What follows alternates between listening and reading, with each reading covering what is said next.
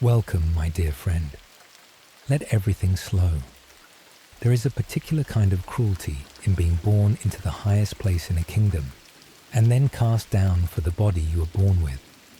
Mohg's story begins there, with that cruelty, with a child of the Golden Lineage who had every right to a throne and was instead chained in the dark beneath the city he should have inherited. Everything that follows, the blood flame and the dynasty and the abduction, and the long, final humiliation in the land of shadow, flows from that first rejection. He was born of gold and discarded for horns. Tonight we begin at the beginning, with the parents who made him, the curse that marked him, and the underground he was sent to as a child, before we follow him through the rest of his story across the parts that come. The Golden Lineage. Mohg was born of the highest royalty the lands between produced. He was the son of Queen Marika the Eternal, the goddess who ruled through the Erd-Tree, and who would one day shatter the Elden Ring and break the world she had made. And he was the son of Godfrey, the first Elden Lord, the great warrior Consort, who had ruled at Marika's side as her champion, who had led the armies of the Golden Order to victory across the lands between in the founding wars of the realm. Marika and Godfrey were the original royal pair, the queen and her first lord, and Mohg was their child. This is the inheritance the law preserves with care. Mohg was a member of the Golden Lineage, the offspring of the first Elden Lord and Queen Marika. By blood, he had as much claim to the throne as anyone in the lands between. He was royalty of the first rank, the son of the founding queen and her founding consort, born into the very center of the Golden Order's authority. He was also not alone in this inheritance. He had a twin brother, born of the same union, born at the same time, born with the same blood, Morgoth, the Omen king, who would later guard the Erd-Tree under the name of Margit, and as himself, the loyal son who defended the order that despised him. The two brothers were twins, sharing the Golden Lineage and sharing the curse that would define them, born into the highest place in the kingdom and into the affliction that would cast them down from it. The great runes of the brothers reflect this twin connection. The lore notes that their runes are naturally similar, an inheritance from their shared origin in the same birth, the same parents, the same instant of royal blood. But the runes diverge in a specific way that captures who each brother became. Mohg's rune is soaked in accursed blood, distinguished from Morgoth's by Mohg's devout love for the wretched mire that he was born into far below the earth. The same twin connection, the same shared origin, expressed in two opposite directions. Morgoth's rune clean of the curse he rejected, Mohg's rune saturated with the curse he embraced. Even at the level of their great runes, the brothers' divergence is written. The affliction. Both brothers were born Omen. The Omen, in the lands between, were a cursed people. Beings born with features reminiscent of the Crucible, the ancient form of life from which all things had emerged before the Golden Order separated and refined them into their current shapes. To be born Omen was to be born carrying the marks of the old world, the horns and the tumors, and the bodily distortions that the Golden Order considered impurities, signs of an unfinished or contaminated nature that the Order's perfected forms had moved beyond. The Order's treatment of Omen was harsh. They were considered accursed, contaminated, things that should not be. Typical Omen children had their horns excised at birth, a brutal procedure that often killed them, and those who survived the procedure carried the scars and the lesser horns and the lifelong stigma of having been born wrong by the Order's standards. They were second-class citizens at best, despised and feared at worst, beings the Golden Order had decided were not legitimate forms of life. For Mohg and Morgott, the situation was different in one specific and bitter way. Royal Omen babies, born of high nobility, did not have their horns excised. Instead, they were kept underground, unbeknownst to anyone, imprisoned for eternity. The procedure that killed many lesser Omen was not performed on Royal Omen because the procedure was deadly, and royal blood was not to be risked, so the Royal Omen were kept whole in body, with their horns intact, but they were hidden away, imprisoned beneath the cities they should have ruled, kept secret from the realm that would have been scandalized to know they existed. This is a cruelty more subtle than the brutal excision the common Omen suffered, and in some ways crueler. The lesser Omen who survived the procedure lived in the world, marked and despised but present, members of a society that knew they existed. The Royal Omen were erased. They were not killed, but they were hidden, kept underground, as if they did not exist. The children of the Queen and the Elden Lord secreted away beneath the capital, so the realm would not know its rulers had produced such beings. The procedure was withheld out of mercy for royal blood, and the alternative was a lifetime of imprisonment in the dark. The Hornsent Curse. The deeper history of the Omen, revealed in greater depth in Shadow of the Erd Tree, adds another layer to what was done to Mohg and Morgott. The Omen were not a random affliction. They were a curse, and the curse came from the Hornsent, the ancient horned people who had ruled the land of Shadow before Marika ascended. The Hornsent had been the dominant power of the land of Shadow in an age before the Golden Order, a horned race whose own bodies carried the horns and crucible features that the Golden Order would later call Omen. When Marika rose against them, when she led the conflict that would end with her ascension to godhood and the Hornsent's destruction, the Hornsent cursed the bloodline that would do this to them. The curse was that descendants of Marika's people would, from time to time, be born with the horns and features of the Hornsent themselves, marked by the very thing Marika had risen against. The curse a reminder and a kind of vengeance from a defeated people against the conqueror. Mohg and Morgott were children of this curse.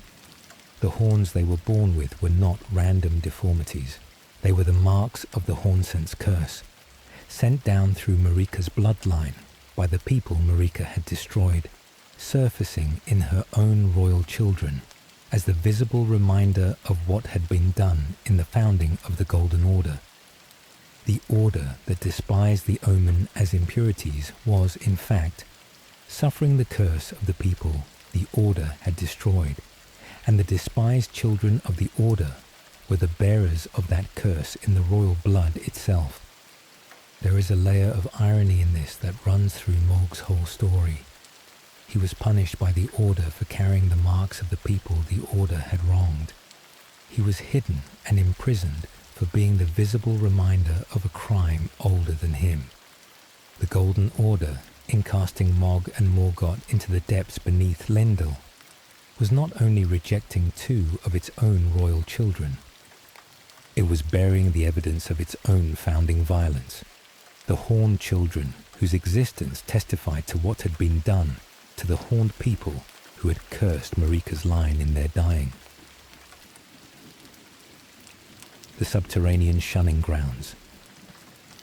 The place where Mohg and Morgott were imprisoned was the subterranean Shunning-Grounds, an underground complex beneath Lendil, the royal capital.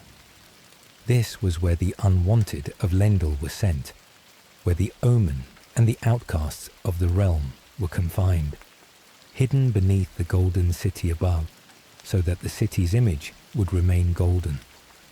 The Shunning-Grounds were not a small prison.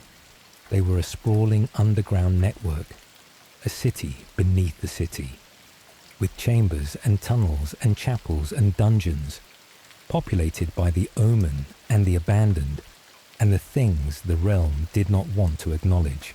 The royal city of Lendil sat on top of this hidden world, its golden tree visible to all, its sewers and forgotten depths concealing the population that the gold did not include. Mohg and Morgoth grew up here, the princes of the Golden Lineage, by birth as legitimate as any other child of Marika, were raised in the dark beneath the city that should have crowned them. What this would have done to a child is something the lore lets us imagine, rather than states outright. Two brothers, royal by blood, with the marks of an ancient curse on their bodies, imprisoned for being what they were, knowing or learning that above them sat the kingdom that their birth should have made theirs. The bitterness of it must have been enormous. The injustice of it, comprehensible. To be born to a throne and chained in the dark for the body you were born with is the kind of wrong that shapes a person at the deepest level, and Mohg and Morgoth were shaped by it from infancy. The two brothers responded to this situation in opposite ways. Their responses are the heart of their divergence, and they tell us something about what Mohg became and what he might have been. Growing up in the dark. It is worth pausing on what it means to grow up in such a place, because the lore implies a childhood that shaped Mohg long before any of his choices. The subterranean Shunning-Grounds were not a nursery.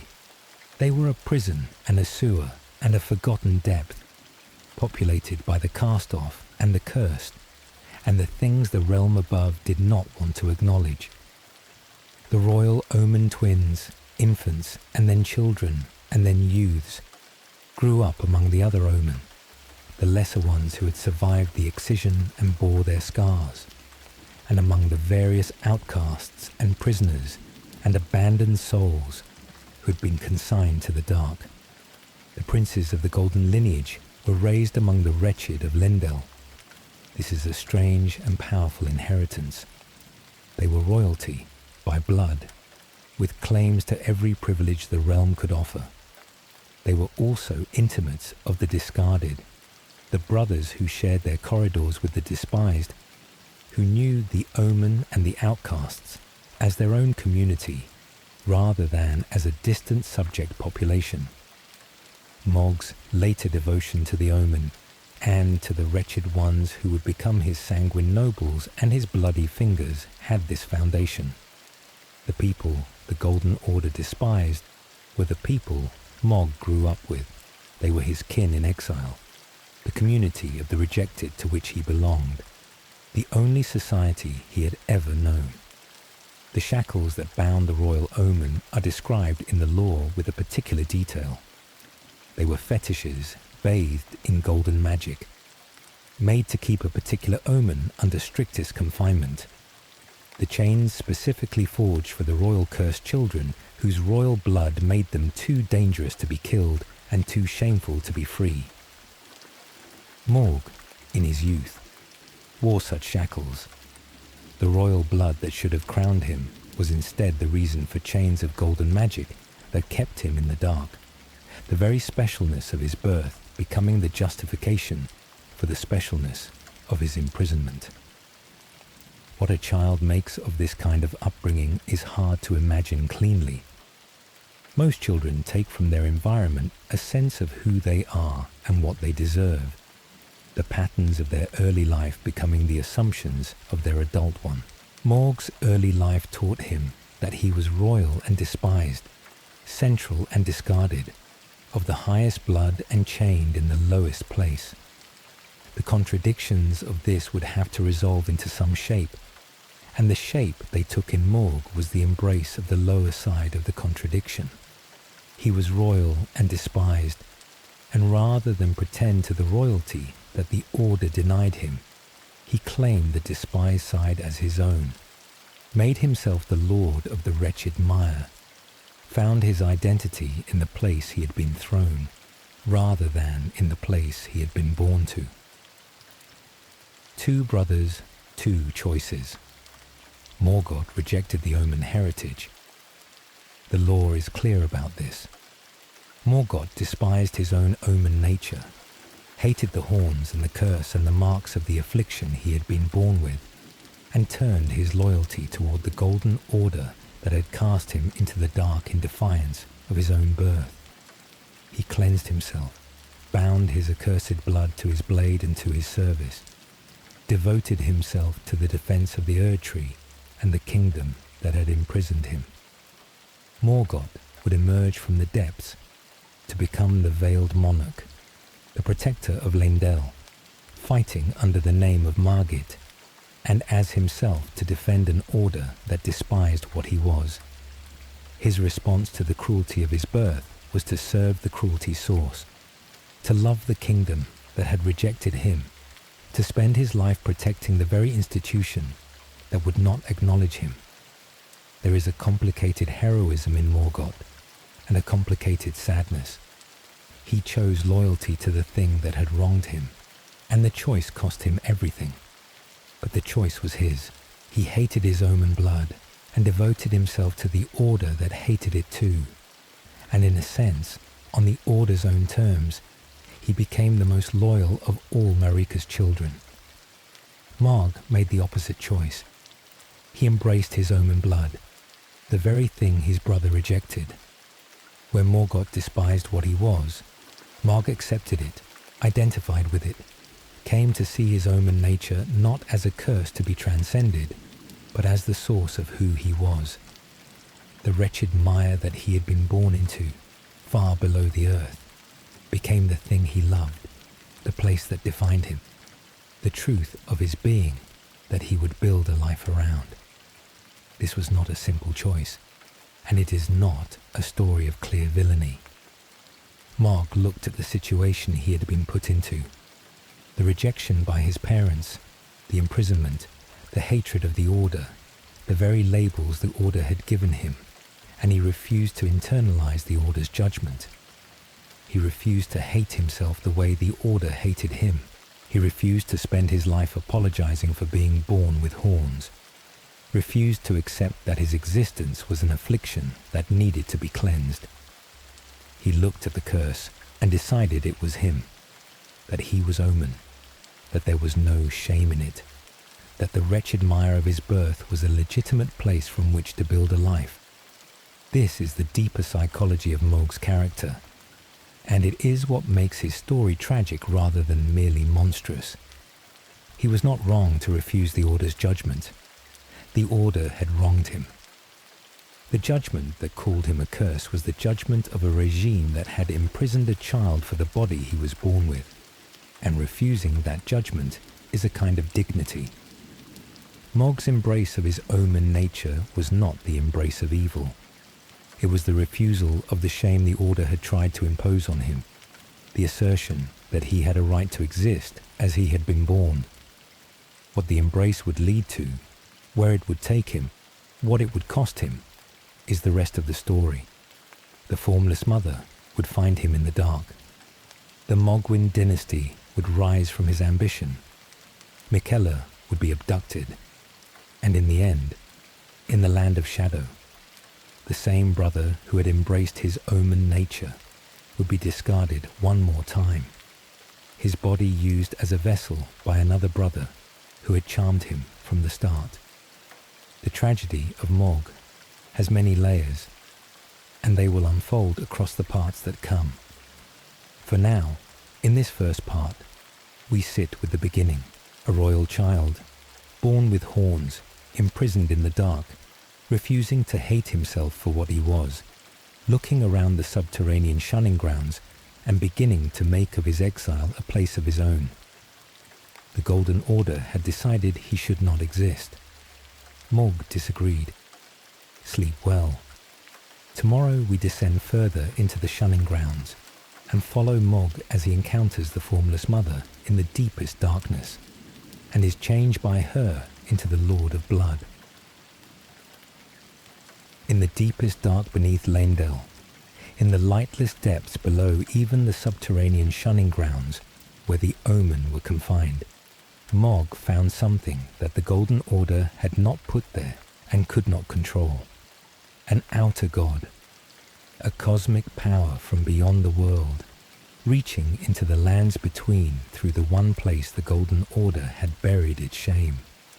She was called the Formless Mother, the Mother of Truth, and she would make of the rejected prince something the Order had never imagined, a lord of blood empowered by a god that desired wounds.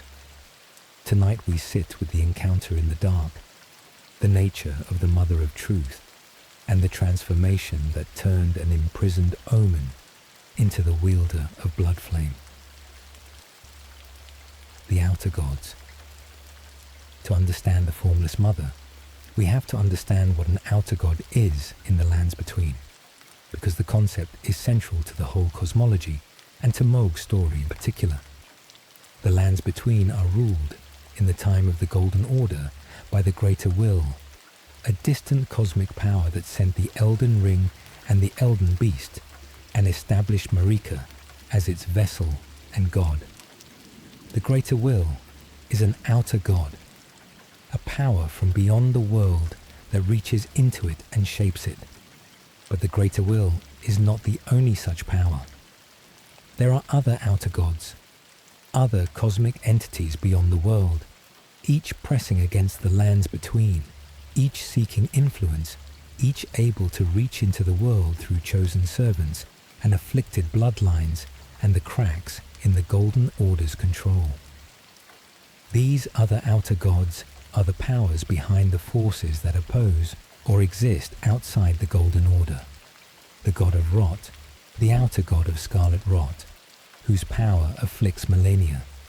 The frenzied flame, the chaos that seeks to burn all life back to the one great. The fell god of the fire giants, the deity of death and the death birds. And the Formless Mother, the outer god of blood, of accursed blood, of the blood flame that Mohg would come to wield.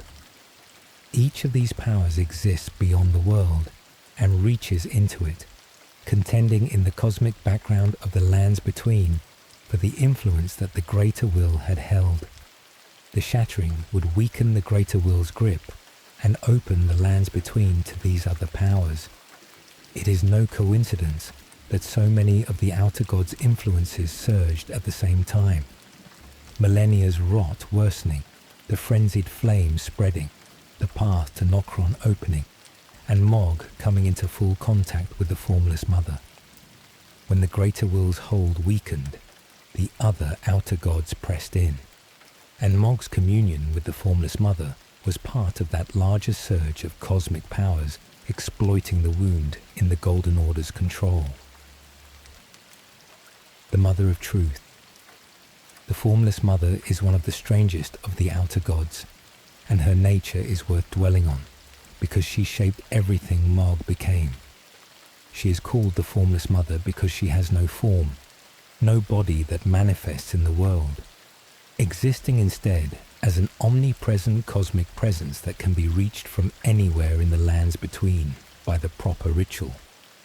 She is also called the Mother of Truth, a name whose meaning the lore leaves cryptic, suggesting some connection between blood and truth, between the wound and the real, as though the Mother of Truth represents a truth that can be reached only through blood and wounding. For the defining fact about the Formless Mother is this: she desires a wound. The Mother of Truth desires a wound. The Mother of Truth craves wounds. The lore returns to this phrase again and again, and it is the key to her nature. The Formless Mother is an outer god, whose desire is the wound itself, the cut, the bleeding, the opening of the body and the spilling of blood. Her communion is achieved by wounding her, by piercing her omnipresent body with a sacred spear, and her gift flows from the wound, the blood flame erupting from the cut, made in the body of the god who craves to be cut. This is a dark and strange theology. Most gods are propitiated with offerings or worship or obedience. The Formless Mother is propitiated with wounds. Her sacred spear is an instrument for piercing her. Her rituals are rituals of bleeding. Her gift is bound up with the cut and the wound and the flow of blood. To commune with the Mother of Truth is to wound her and to be empowered by the wounding, a communion of blood given and blood received, the god and the worshipper bound together by the wound that each makes possible. The Formless Mother was associated with the Omen and the Horn scent, with accursed blood, with the very affliction that Mohg had been born with. This is why she found him, or he found her. Mohg's Omen blood was accursed blood, the kind of blood the Formless Mother bestowed power upon. He was, by his birth and his curse, already connected to her domain, already a being of the accursed blood she favored. When he descended into the deepest dark, the affliction that the Golden Order had imprisoned him for was the very thing that made him fit to receive the Mother of Truth's gift. The encounter. Deep underground in the lightless depths, Mohg made contact with the Formless Mother. The lore does not give us a detailed scene, but it gives us the essential transformation. When Mohg stood before her, deep underground, his accursed blood erupted with fire. The Formless Mother ignited his accursed blood with blood flame, granting him powerful magic. The blood that had marked him as cursed, the Omen blood the Order despised, caught fire in the presence of the Mother of Truth, transformed from a stigma into a weapon, from the sign of his rejection into the source of his power. There is a detail in the lore about how Mohg could perceive the Formless Mother that is worth pausing on, because it captures the dark logic of communion with an outer god. A recurring theme in the lands between is that communion with an outer god demands some form of blindness. Hieta, following the frenzied flame, loses her sight.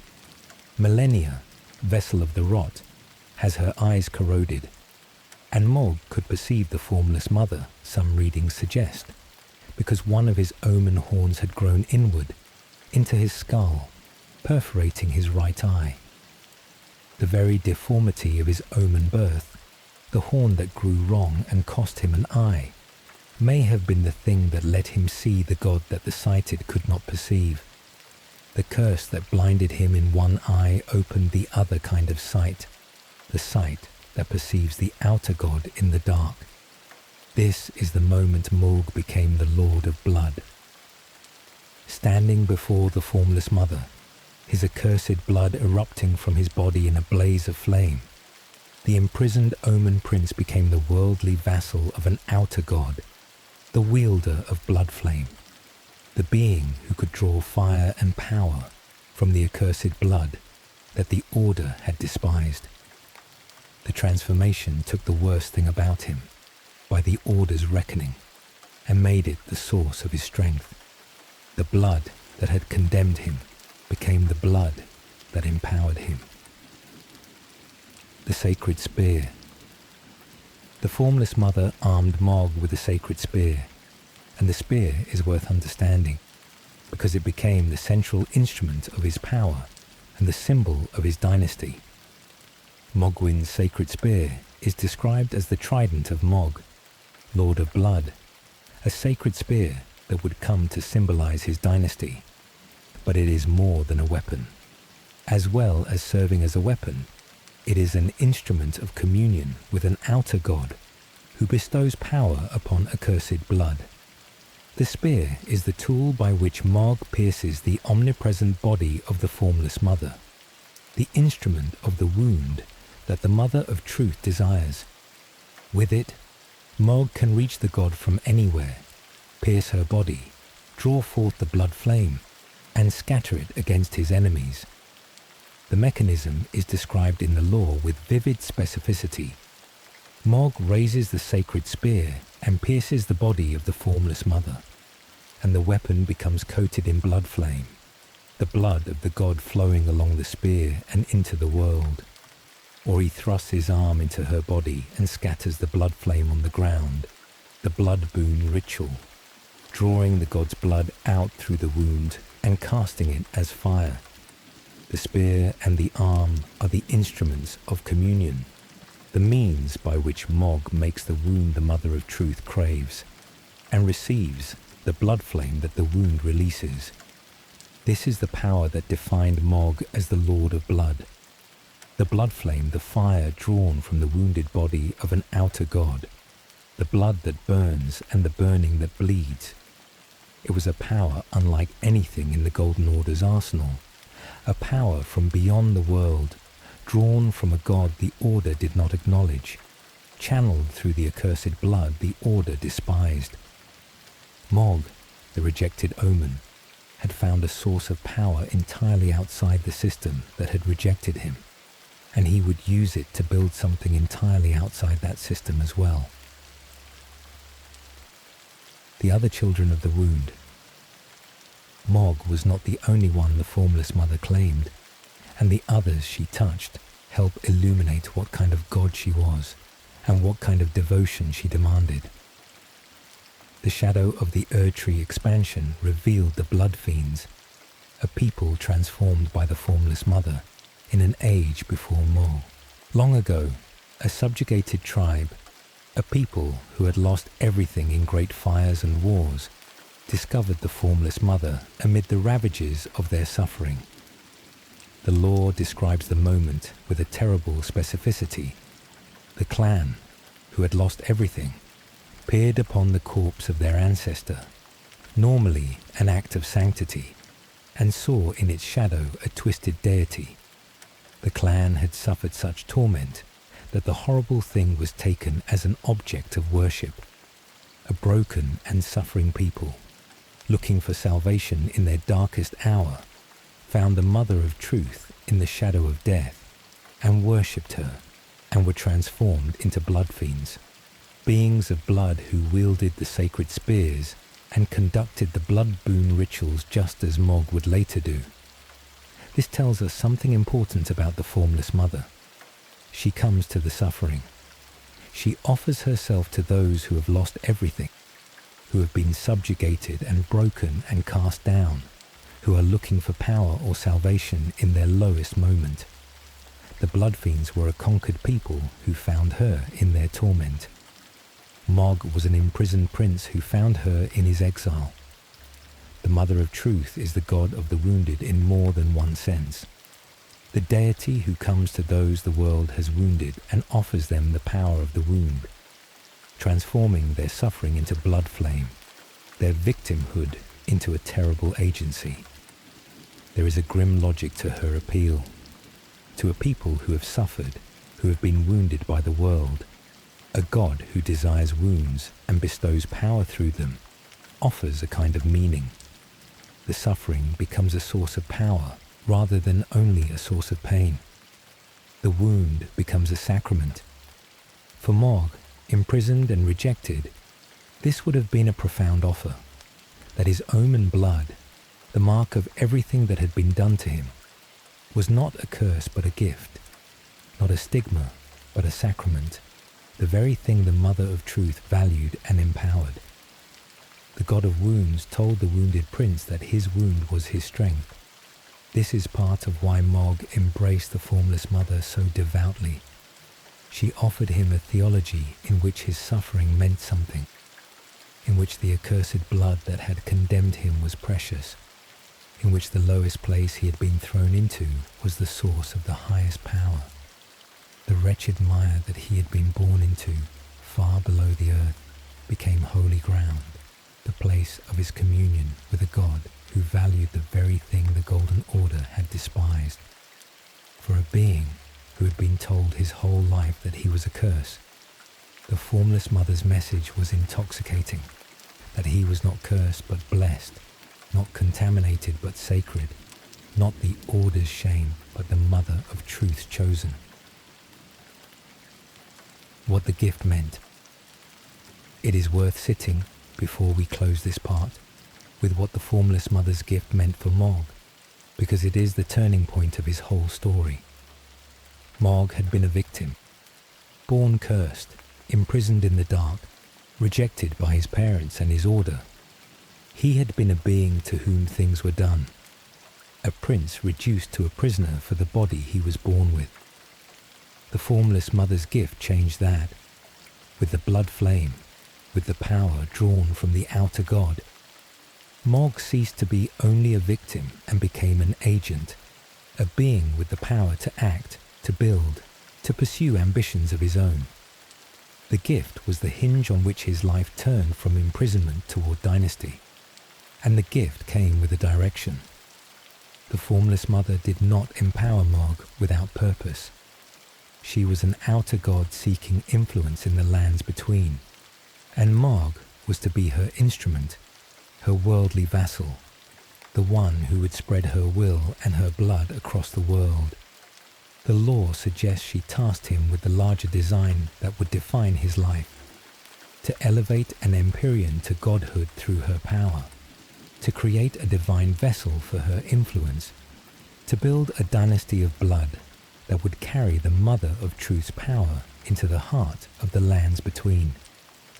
Mohg's ambitions were his own, born of his rejection and his desire for a place in the world, but they were also the Formless Mother's, the designs of an outer god working through the rejected prince she had empowered in the dark. This doubling, Mohg's own desire and the outer god's design running together, is a pattern that would repeat in the cruelest way at the end of his story, when it turned out that his deepest ambitions had been not only the Formless Mother's, but also Miquella's, that he had been an instrument twice over, charmed and used by the very brother he sought to elevate. But that is the end. For now, in the dark beneath Leyndell, Mohg received the gift, took up the sacred spear, and became the Lord of Blood, ready to build something of his own in a world that had given him nothing but chains. There is a question worth carrying forward from this part, because it shadows everything Mohg does afterward. Was Mohg free? He embraced the Formless Mother, chose her, devoted himself to her, and felt surely that he was acting on his own desires, building his own dynasty, pursuing his own ambitions. But the Formless Mother had her designs, and she had come to him, and she had given him a direction along with her gift. And behind even that, as we will learn, was Miquella's charm, working on Mohg from a place he could not see. The Lord of Blood believed himself the author of his own story. He may have been, from the very beginning in the dark, the instrument of powers using him for ends that were not his own. The gift that freed him from the Order's chains may have bound him in subtler chains he never recognized, the chains of the god who empowered him and the brother who charmed him, both of them steering the rejected prince toward purposes he mistook for his own desires. Sleep well. Tomorrow the Elden Ring shatters, the prison opens, and the Lord of Blood escapes into a broken world to build the dynasty he had dreamed of in the dark. For all his power, for all the gift of the Formless Mother, Mohg remained a prisoner.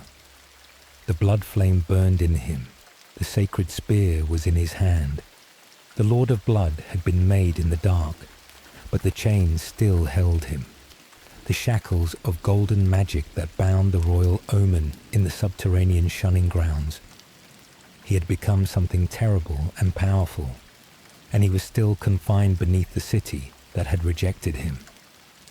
What freed him was the same catastrophe that broke the whole world, the shattering of the Elden Ring. Tonight we sit with the breaking of the world, Mohg's escape into it, and the founding of the dynasty he had dreamed of in the dark. The Shattering. The Shattering was the central catastrophe of the lands between, the event that ended the age of the Golden Order and began the age of ruin that the Tarnished walks through. After the Night of the Black Knives, after Godwyn, the Golden was killed in the assassination that broke the rules of demigod death, Queen Marika did something that broke the world. She shattered the Elden Ring, the great rune that organized reality and held the Golden Order together, smashing the foundation of her own realm. When the Elden Ring shattered, its shards became the great runes, and Marika's demigod children seized them. Each took a shard, and with the shards came power, and with the power came war. The demigods made war on each other for the shards they did not hold, and the shattering war ground across the lands between, demigod against demigod, the Golden Realm collapsing into the ruin of the war among Marika's children. For Mohg, the shattering was opportunity. The breaking of the Elden Ring and the chaos that followed weakened the order that had held him. The golden magic of the shackles, the authority of the Golden Order that had imprisoned the royal Omen, the whole structure that had kept Mohg in the dark, was disrupted by the catastrophe that broke the ring. In the chaos of the shattering, Mohg escaped his confinement, rising at last from the subterranean Shunning-Grounds where he had been chained, free for the first time since infancy. And he did not escape empty-handed. After Queen Marika shattered the Elden Ring, Mohg escaped confinement and claimed one of the shards of the Elden Ring. He became a shard-bearer, one of the holders of the broken ring's fragments, acquiring Mohg's great rune, the rune soaked in accursed blood that reflected his embrace of his Omen heritage. The imprisoned prince emerged from the dark, not only free but empowered, a shard-bearer among the demigods, a holder of a piece of the broken ring, ready to make his claim in the shattered world. The timing of Mohg's rise is hard to pin down, and the lore acknowledges this. The specific moment of Mohg assuming the title of Lord of Blood and the exact sequence of his activities relative to the shattering are not well documented, making the precise timeline unclear. What is clear is the shape of it. The communion with the Formless Mother in the dark, the blood flame and the sacred spear, the escape during the shattering, the claiming of a shard, the founding of the dynasty. Whether the title of Lord of Blood came before or during or after the escape, the lore does not settle, but the arc is plain. The imprisoned Omen became the Lord of Blood, the empowered vassal of the Formless Mother, and emerged from his confinement during the great catastrophe to claim his place among the shard-bearers and build the kingdom he had dreamed of. There is a coincidence in the timing of the outer god's surges that the lore invites us to notice. At the time of the shattering, when the greater will's grip on the lands, between weakened, many of the outer gods made their move at once. Millennia's scarlet rot worsened. The frenzied flame began to spread through the settlements of Altus. The path to Nokron opened, and Mohg came into full contact with the Formless Mother and emerged as the Lord of Blood. It is no coincidence, the lore suggests, that all of these happened together.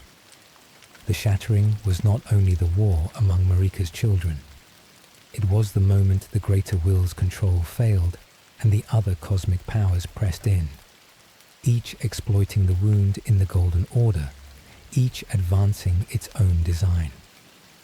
Mohg's rise was part of this larger surge, the Formless Mother making her move through her empowered vassal as the Golden Realm cracked open and the rival gods rushed into the breach.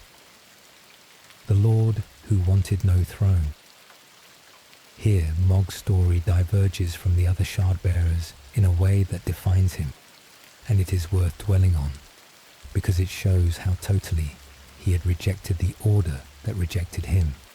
The other demigods who held shards of the Elden Ring fought in the Shattering War to become Elden Lord, to reunite the ring and rule the Golden Order, to claim the throne at the center of the realm Marika had made. They were fighting over the Golden Order, each demigod seeking to be the one who would restore it and rule it. The war was a war for the existing throne, the existing order, the existing structure of the lands between. Mohg wanted none of it. Unlike the other shard-bearers, he had no intention of becoming the Elden Lord of the Golden Order. He had no desire to reunite the Elden Ring, no wish to restore the order that had imprisoned him, no interest in the throne at the center of the realm that had cast him into the dark. The Golden Order had defined him as a curse, and Mohg had no loyalty to it and no desire to rule it. He would not fight to inherit a kingdom that had buried him. Instead, he planned something that no other Shardbearer planned. He intended to remove the state of rule over the lands between entirely, to replace the Golden Order with something new, to establish his own order, his own dynasty, his own kingdom of blood in place of the Golden Realm that had rejected him. He would not become the next lord of the old order. He would found a new one, the Mohgwyn Dynasty, a kingdom of blood with himself at its head and the Formless Mother as its god, replacing the Golden Order with the rule of the Mother of Truth. This is the deepest expression of Mohg's rejection of the order that rejected him. Morgoth, his twin, had devoted himself to defending the Golden Order. The other demigods fought to rule it. Mohg alone sought to abolish it, to sweep away the entire structure that had defined the lands between and replace it with his own. The rejected prince did not want a place in the old order. He wanted to build a new one in which he was not the shame but the lord, not the curse but the king. There is a radicalism in this that sets Mohg apart from every other figure in the Shattering. The war among Marika's children was, for all its violence, a conservative war. The demigods fought over who would inherit the Golden Order, who would sit on the existing throne, who would restore the existing structure.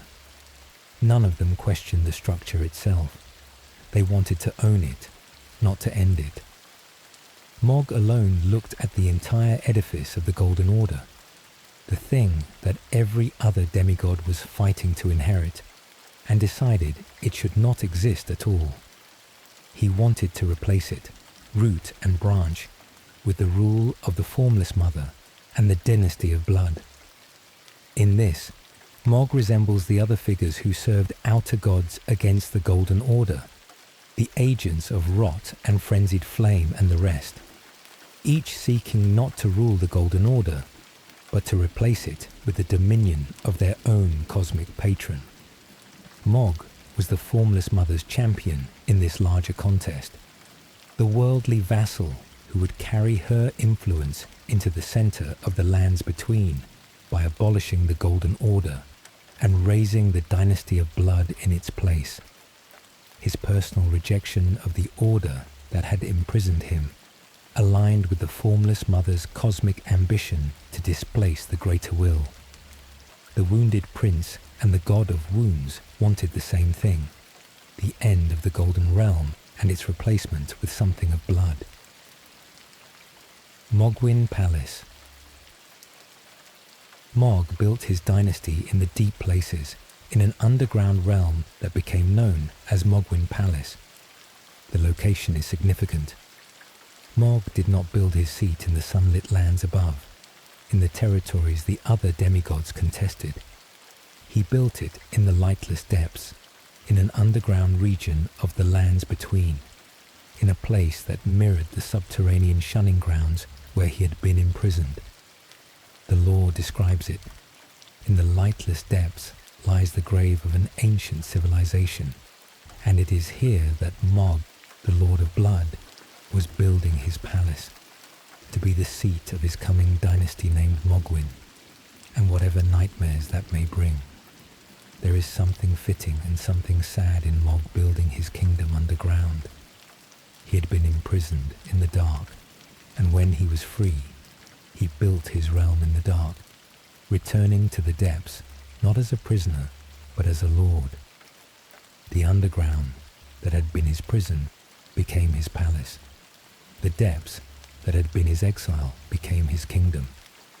Whether this was choice or compulsion, whether Mohg built underground because he preferred it, or because the underground was the only place the rejected Omen could claim, the lore leaves open, but the image is powerful.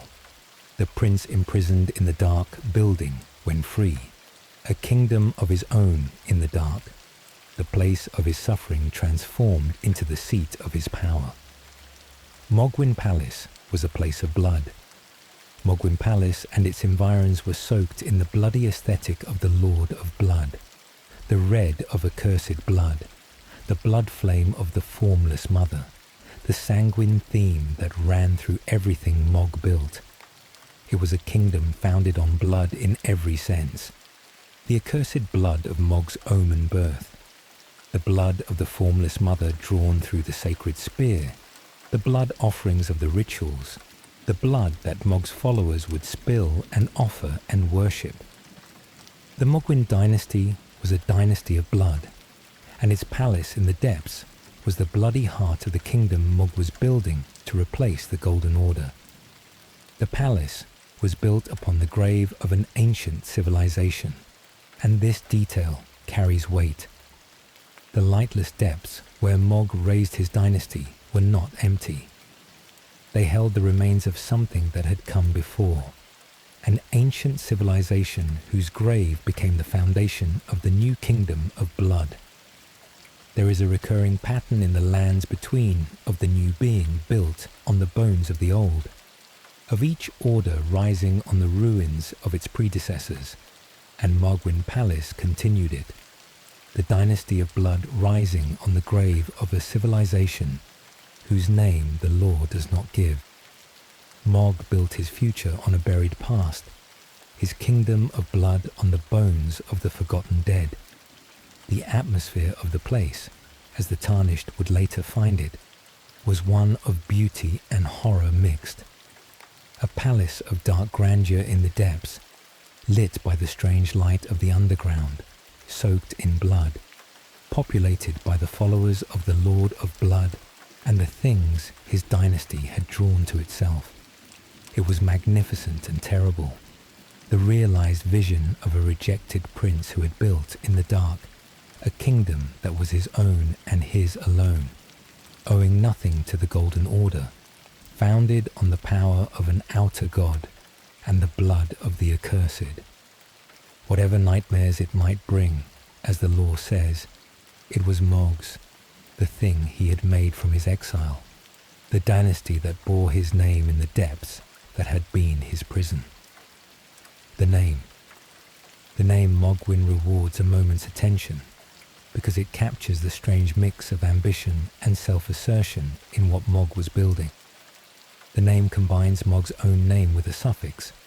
There is a reading drawn from the resemblance to old languages in which the suffix carries a meaning related to descent or lineage, so that Mohgwyn means something like the line of Mohg, the descent of Mohg, the dynasty descending from Mohg himself. This is the assertion of a being who had been denied his lineage, the royal Omen erased from the Golden Lineage, hidden away so the realm would not know Marika had produced him. In naming his dynasty after himself, Mohg claimed the lineage he had been denied, made himself the founder of a line, the originator of a dynasty that bore his name rather than a footnote hidden beneath the Golden Lineage that had disowned him. There is pride in this, and defiance, and a kind of loneliness. Mohg had been denied his place in his mother's lineage, so he made his own. He would not be the hidden shame of the Golden Lineage.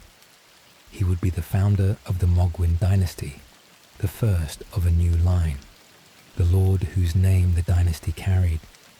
The erased prince wrote his own name across the kingdom he built, insisting on the lineage the Order had tried to deny him, founding a dynasty that existed precisely because the old one had cast him out. The loneliness in it is worth dwelling on, because it shadows the grandeur. A dynasty named for its founder is in one sense a triumph, the assertion of a lineage that will carry forward. But Mohg was founding a line that had no past. The Golden Lineage stretched back through Marika and Godfrey into the deep history of the lands between. Mohg's dynasty began with him in the depths, founded on a grave, named for a prince his own family had erased. He was making a lineage from nothing, from a single rejected man and the power of an outer god, with no ancestry he could claim, and an heir he did not yet have. The Mohgwyn Dynasty was, at its founding, a dynasty of one, a king without subjects of his blood, a lineage that existed only in its founder's ambition and the name he had given it. This is why the search for a consort, for an heir, for a divine center, mattered so much to Mohg. A dynasty of one is not a dynasty. To make Mohgwyn real, to make it more than a name a single rejected prince had given to his ambition, Mohg needed someone to share it, someone to elevate, someone around whom the kingdom of blood could be organized into something that would last. He was not an Empyrean. He could not become the god his dynasty needed. So he would have to find that god, raise that god, and rule beside that god as consort. The loneliness of the dynasty of one drove the search that would lead him to the Haligtree and to the sleeping Empyrean he would carry into the dark. The followers waiting. Before we follow Mohg to the Haligtree, it is worth noting what he had gathered around himself in the depths, because the Mohgwyn Dynasty was not only a palace and a name, it was a people. Mohg had drawn followers to himself, a society of the devoted, the blood cult that served the Lord of Blood and worshipped the Formless Mother through him. There were the sanguine nobles, the aristocracy of the dynasty, the high servants of the Lord of Blood. There were the Bloody Fingers, a band of tarnished who served Mohg's interests, invading and killing in his name across the lands between. There were the war surgeons, abducted and pressed into the dynasty's strange medicine of blood. And there were the knights and initiates of the dynasty, those who had taken the Pureblood Knight's medal and earned audience with the Lord of Blood in his palace. These followers are the subject of the next part, but their existence here, at the founding of the dynasty, matters. Mohg was not alone in the depths. The rejected prince who had been imprisoned in the dark had, when free, gathered a people around himself, a society of the devoted that gave his dynasty substance. The lonely founder of a lineage of one had drawn to himself the blood cult that would serve his ambition, the followers who believed in the Lord of Blood and the kingdom he was building. Whatever else Mohg had lost, in the depths he had found, or made, a people who were his. Sleep well. Tomorrow we meet them, the sanguine nobles and the Bloody Fingers and the war surgeons, the cult of the sacred spear, and the one surgeon who tamed the accursed blood that destroyed all the others. A dynasty needs a people, and Mohg built one in the depths. Around the Lord of Blood gathered a society of the devoted, a cult of the sacred spear, drawn by the promise of the Mohgwyn Dynasty and bound by the blood of the Formless Mother.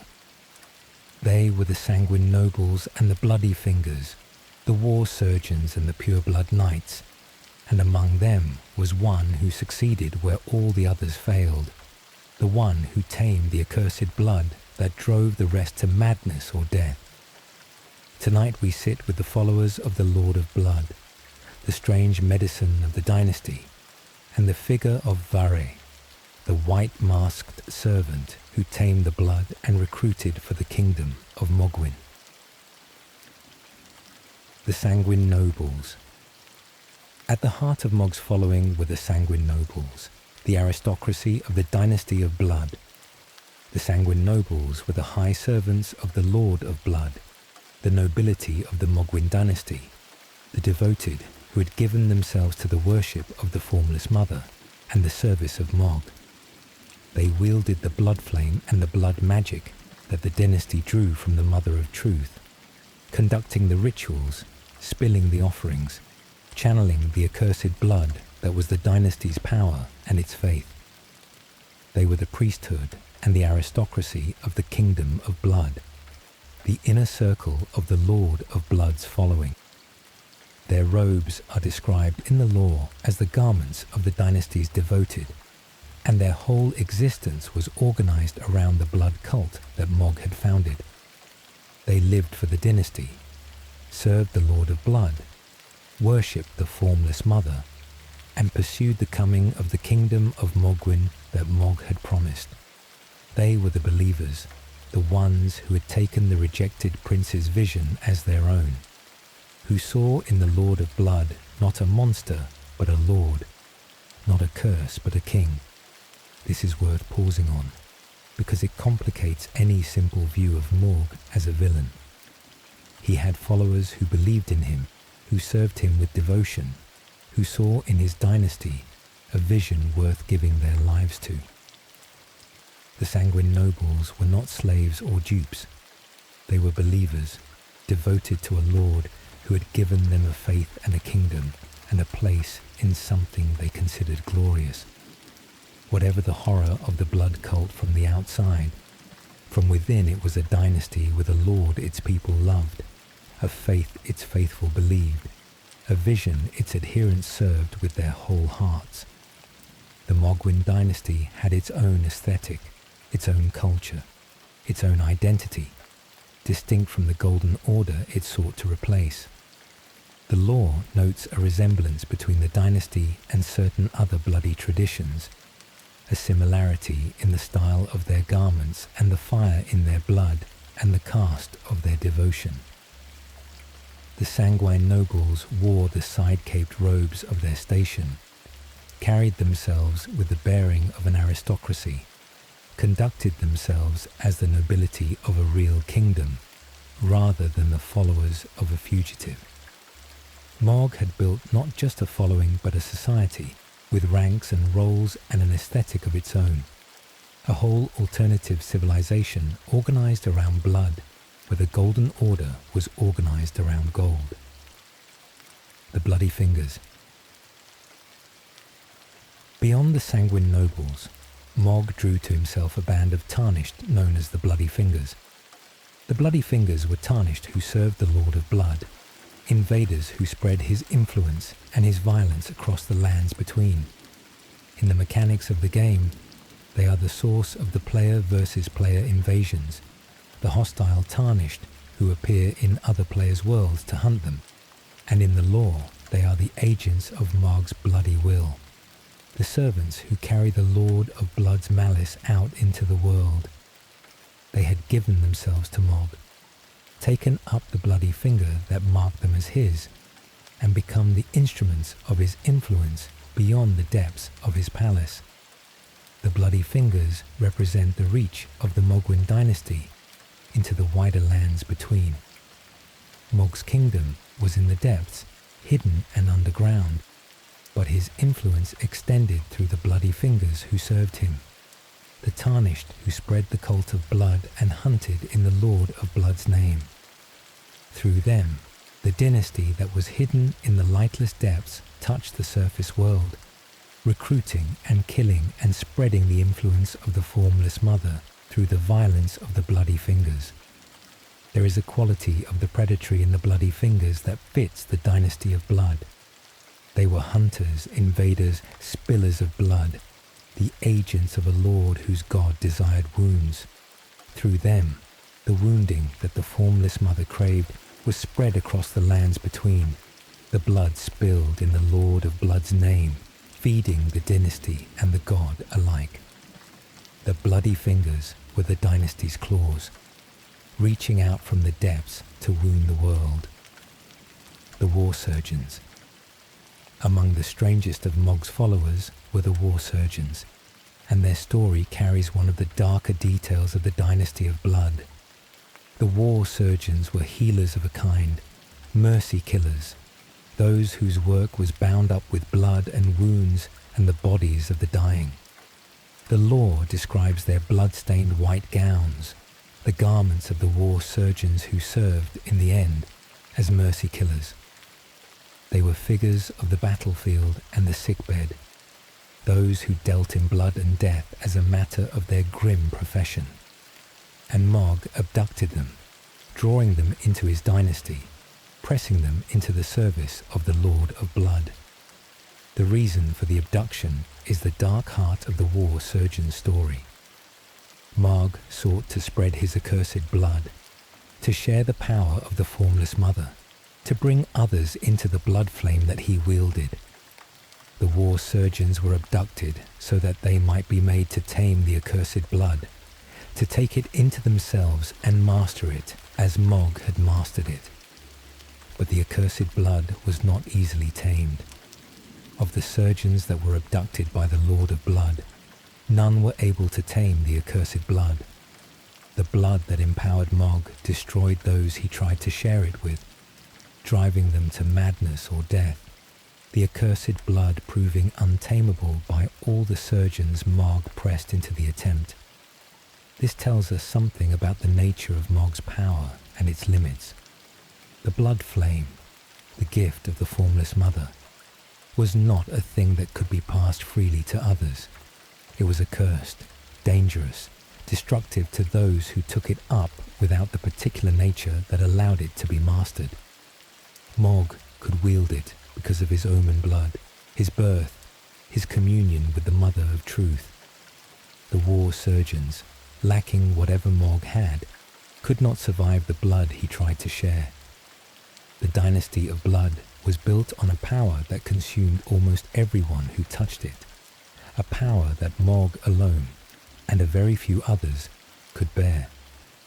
There is a poignancy in the failed surgeons that the lore does not dwell on, but that is worth marking.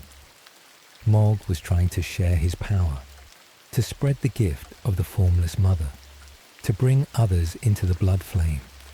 This is, in a strange way, a generous impulse, or at least a social one. He did not want to be the only one. He wanted a dynasty, a people who shared his power and his blood, a kingdom of those who had taken the Mother of Truth's gift as he had. The abduction of the surgeons was an attempt to make others like himself, to end the loneliness of being the only one who could bear the accursed blood. And it failed again and again, the surgeons dying or going mad, the gift Mohg tried to share proving fatal to almost all who received it. The Lord of Blood reached out to make companions in his power, and the power killed them. His attempt to share what he was left a trail of dead and maddened surgeons, the casualties of his wish not to be alone in the blood. The war surgeons who failed were, in their way, the dynasty's deepest tragedy after Mohg himself. They were abducted, pressed into a transformation they had not chosen, given a blood that destroyed them, and discarded when they could not master it. They were victims of the Lord of Blood, who was himself a victim of the order that had made him. The chain of harm ran down from the Golden Order to Mohg to the surgeons, each wounded party passing the wound along. The rejected prince who had been forced into the dark now forcing others into a blood that killed them. There is no clean victim and no clean villain in the dynasty of blood. There is only the wound passed from hand to hand, the Formless Mother's desire fulfilled in the spreading of the cut. Vare, the one who tamed it. Among all the war surgeons abducted by the Lord of Blood, one succeeded where the rest failed. Vare, the law is precise about his exception.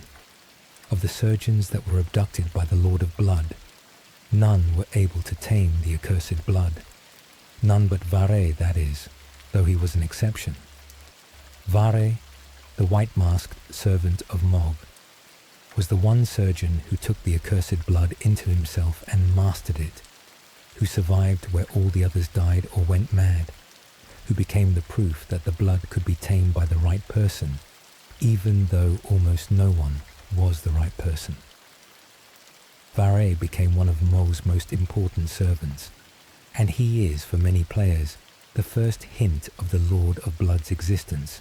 White Mask Vare is the figure who meets the Tarnished near the very beginning of the game, who speaks with contempt of the Maidenless and offers a path toward Mohg. who recruits for the dynasty of blood and points the way toward the Lord of Blood for those who follow his strange invitation. Through Vare, the Tarnished can be drawn into the orbit of the Mohgwyn Dynasty, given the bloody fingers, set on the path toward Mohg's palace in the depths. Vare's role as recruiter is significant. He was the dynasty's reach toward new blood, the servant who brought others into the fold, who offered the path to Mohg for those willing to take it. He spoke for the Lord of Blood, recruited adherents to the Mohgwyn Dynasty, served as the voice that called the Tarnished toward the kingdom of blood. The one surgeon who tamed the accursed blood became the one who offered it to others, the proof that it could be mastered, becoming the recruiter who invited new servants to attempt the mastery. There is loyalty in Vare, a devotion to Mohg that runs through his role in the story. He served the Lord of Blood faithfully, recruited for him, spoke for him, advanced his dynasty. In a story full of betrayals and manipulations, Vare's devotion to Mohg was real, the loyalty of a servant who had taken his lord's blood into himself and survived, who belonged to the dynasty of blood in the most direct way, body and faith together. The faith of the dynasty. Gathering these followers together, we can see the shape of the faith that Mohg built, and it is worth understanding, because it was a genuine religion, not merely an army. The Mohgwyn Dynasty was a blood cult, a faith organized around the worship of the Formless Mother and the figure of the Lord of Blood. Its rituals were rituals of blood, the offerings of blood that drenched the chambers of the palace, the blood boon rituals that drew the Mother of Truth's power, the spilling and sharing and worship of blood that ran through everything the dynasty did. Its promise was the coming of the kingdom of Mohgwyn, the dynasty that would replace the Golden Order, the new age of blood that Mohg had promised his followers. The faithful took the Pureblood Knight's medal, the proof that one was a glorious knight of the new dynasty of Mohgwyn that the Lord of Blood would inaugurate, the token that granted audience with Mohg and access to his palace. They believed in the dynasty, served the Lord of Blood, looked forward to the coming kingdom that Mohg had promised. The law preserves the language of their faith, the calls to render up offerings of blood, to drench the consort's chamber, to await the awakening that would herald the dawn of the dynasty.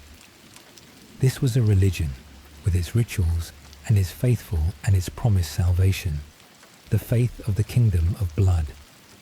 The promise at the center of the faith was a promise of belonging, and this is worth understanding, because it explains the appeal of the dynasty of blood.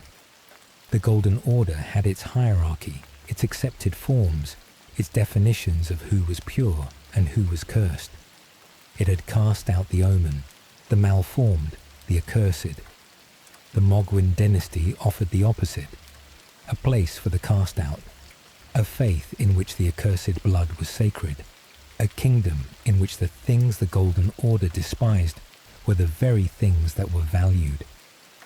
To the rejected, the malformed, the tarnished without grace, the dynasty of blood offered what the Golden Order denied them, a place, a purpose, a lord who valued what they were rather than despising it. This is the same offer the Formless Mother had made to Mohg himself, extended now through Mohg to his followers. The Mother of Truth had told the rejected prince that his curse was a gift. Mohg, in turn, told his followers that they too could find in the blood a value the Golden Order had denied them. The dynasty of blood was a kingdom of the rejected, organized around the inversion of the Golden Order's judgments, offering belonging to those the Order had cast out. Its appeal was the appeal of a home for the homeless, a faith for the faithless, a place for those who had no place.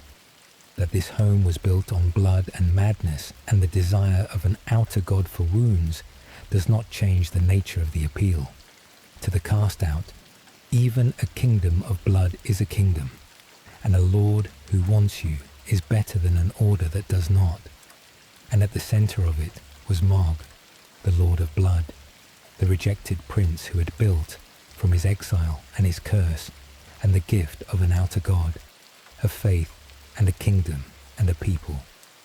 The sanguine nobles served him. The bloody fingers killed for him. Vare recruited for him.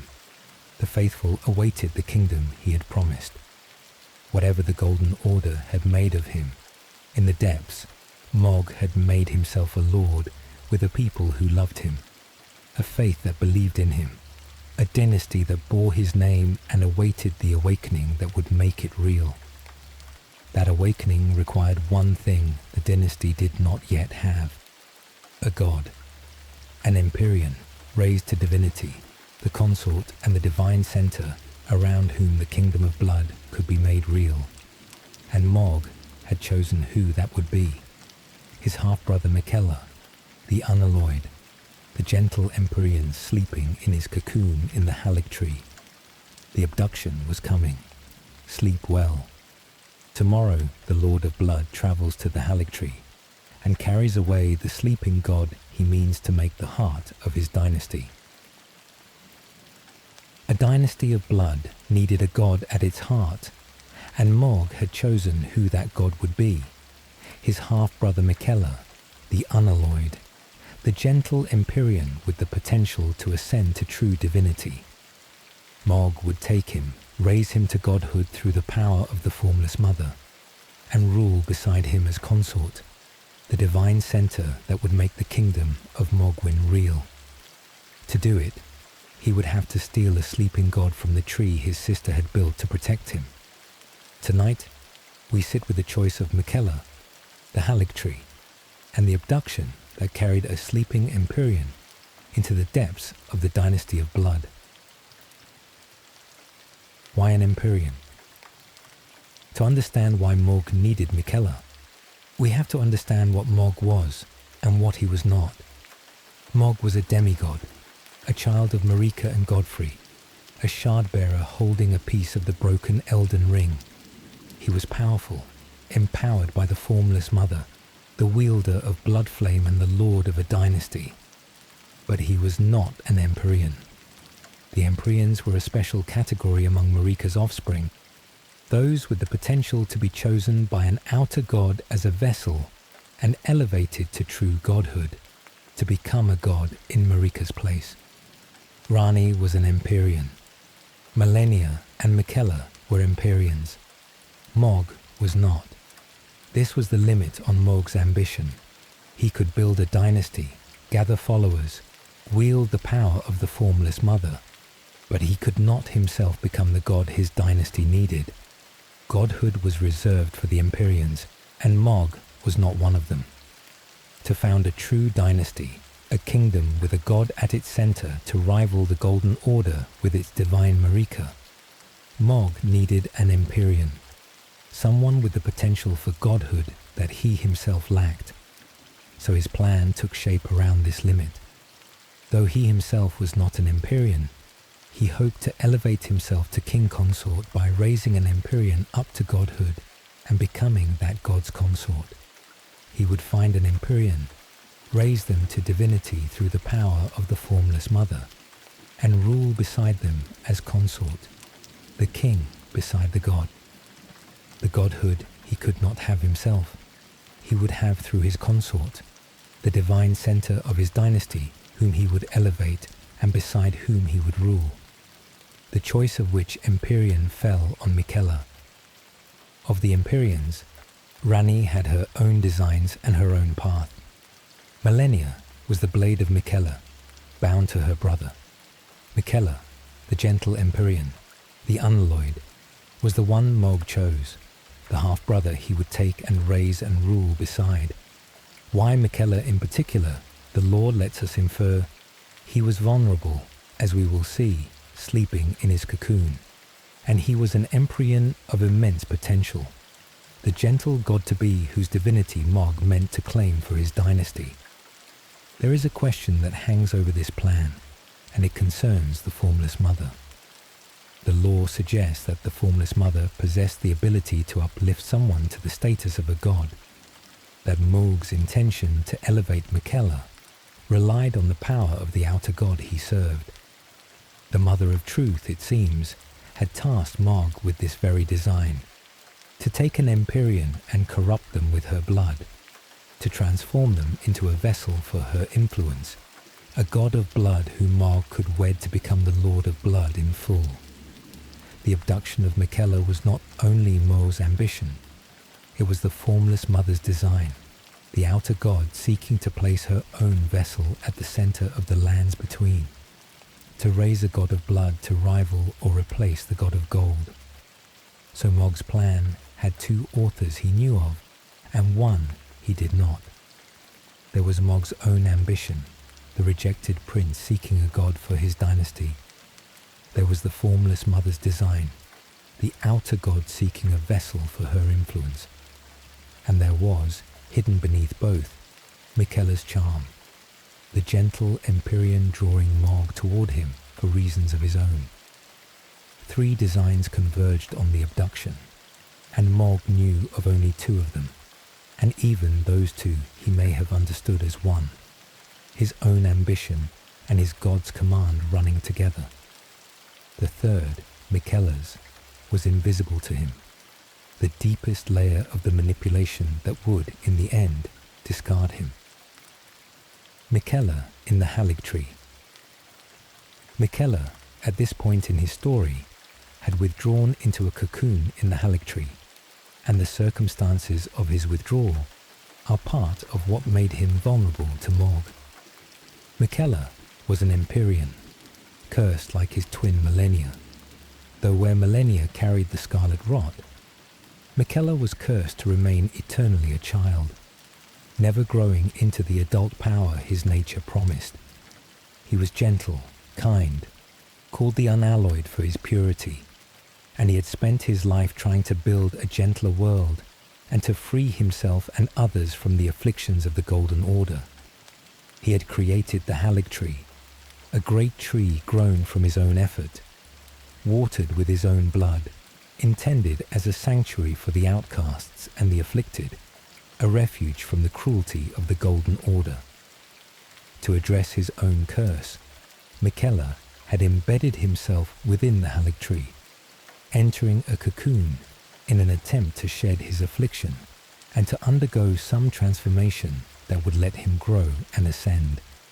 He had wrapped himself in the tree he had made, sleeping in a cocoon, vulnerable and unguarded in the depths of his transformation. The law, through Gideon Ofnir, preserves the moment. Miquella embedded himself in the Haligtree, but before he could finish, someone cut the tree open and absconded with his infant form. The transformation was interrupted before Miquella could complete what he had begun. Before he could emerge from the cocoon transformed, Mohg came. Malenia, Miquella's twin and protector, the blade of Miquella, who had defended him all his life, was not able to prevent the abduction. She had been broken at the Battle of Aeonia, where she had fought Radahn and unleashed the Scarlet Rot, and her own rot had taken its toll. The lore describes Mohg taking Miquella at the tree and leaving Malenia to rot at the base of it, the broken blade of Miquella unable to protect her brother in her damaged state. The protector was down, the Empyrean was vulnerable in his cocoon, and Mohg seized the opportunity that Miquella's withdrawal had created. There is a bitter irony in the Haligtree being the place of the abduction, and it is worth dwelling on. The Haligtree was a sanctuary. Miquella had grown it as a refuge for the outcasts and the afflicted, the very people the Golden Order had cast out, the misbegotten and the afflicted and the unwanted, who found in Miquella's tree a home the Order denied them. It was a place built on kindness, a haven for the rejected, the gentle Empyrean's answer to the cruelty of the Golden Order. And it was from this sanctuary that Mohg, himself one of the rejected, one of the cast-out the Haligtree was meant to shelter, took Miquella away. The two brothers were, in a sense, kindred. Both were children of Marika cast in opposition to the cruelty of the Golden Order. Miquella sought to build a gentler world, a refuge for the afflicted.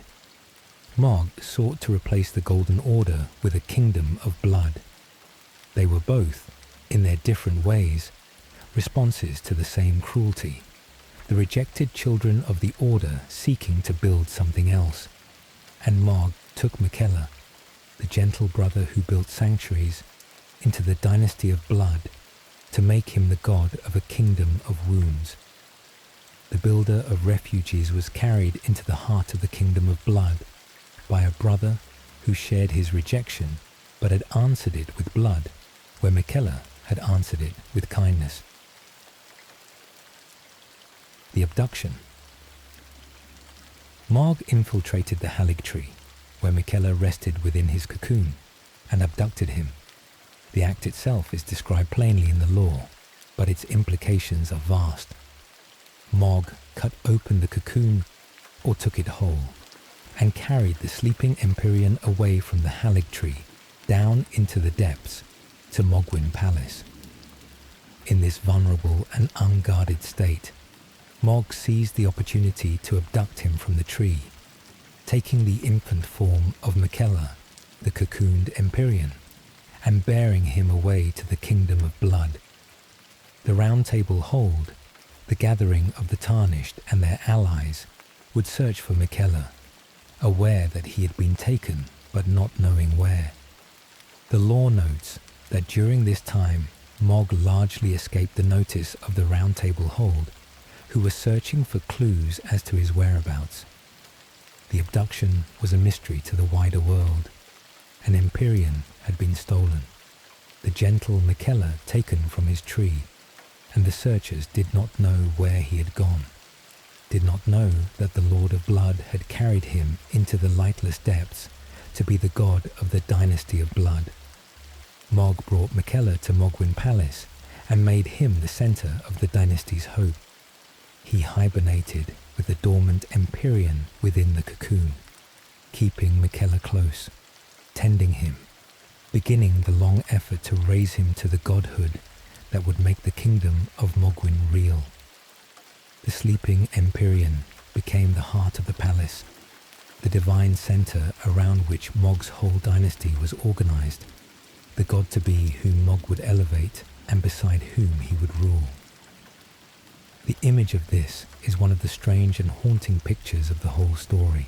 Deep in the lightless palace of blood, the Lord of Blood hibernating beside a great cocoon, tending the sleeping Empyrean within it, waiting and hoping for the awakening that would crown his dynasty. The fierce Lord of Blood, the wielder of blood flame, the founder of a kingdom of wounds, reduced in the depths to a patient attendant at the side of a sleeping god, tending the cocoon, speaking his words of devotion, waiting. There is something almost gentle in the picture.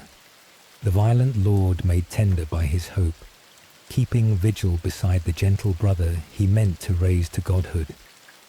And the cocoon hung in its chamber, Miquella's infant form within it, one long arm extending out from the cracked cocoon, reaching towards something.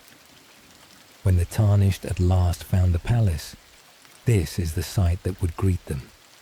The great cocoon in the depths of the dynasty mausoleum, cracked open, Miquella's apparently lifeless arm pointing toward the sky, the sleeping god at the heart of the kingdom of blood, around whom Mohg had built everything and for whom he waited.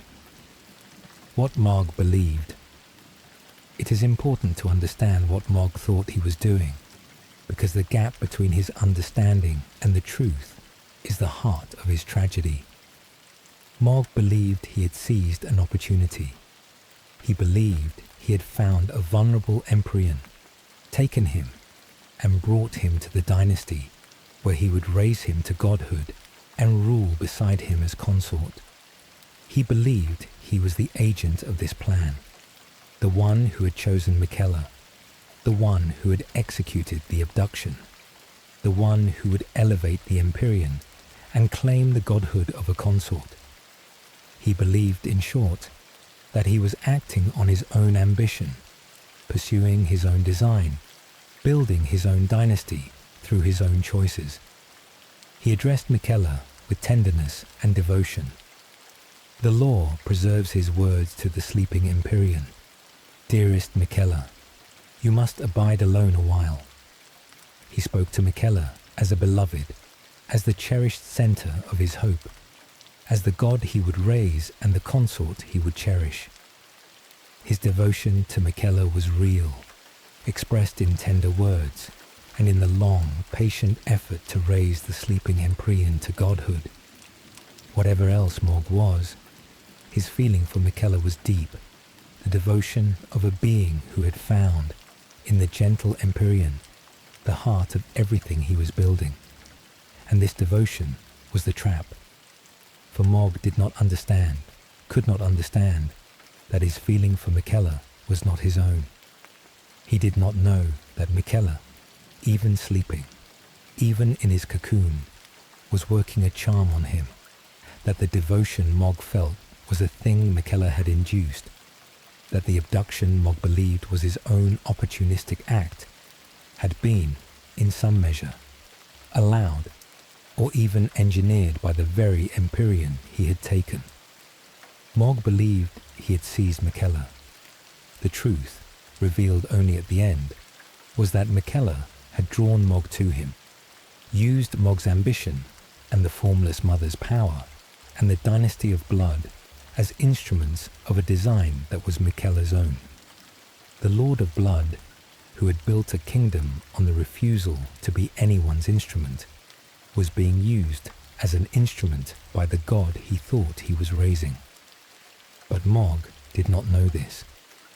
In the depths, he tended his sleeping god, spoke his words of devotion, and pursued the elevation of Miquella to the godhood that would crown the dynasty of blood. He thought he was the author of his story. He was, though he could not see it, a character in someone else's. The cruelty of this runs deep, and it is worth naming clearly, because it is the thread that the final parts of this story will pull. Mohg had built his whole life around the refusal to be used. The Golden Order had tried to make him nothing, a hidden shame, an erased prince. He had refused. He had taken the curse they despised and made it his power, taken the depths they imprisoned him in and made them his kingdom, taken the rejection they imposed and made of it a dynasty that bore his name.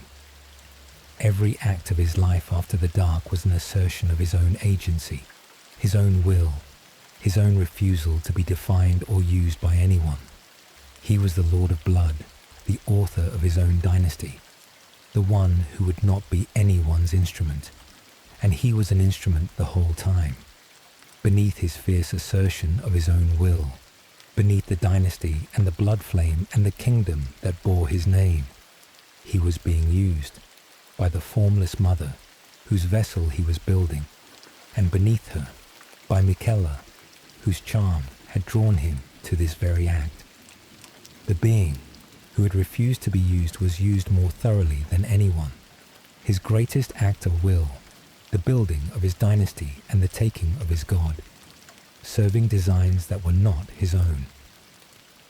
The Lord of Blood, who had made his whole life a refusal of the role others assigned him, was playing, without knowing it, the role Miquella had assigned him, the abductor who would carry Miquella to the place his plan required, the vessel keeper who would tend the cocoon until the time was right, the discarded brother whose body would, in the end, serve a purpose Mohg never imagined.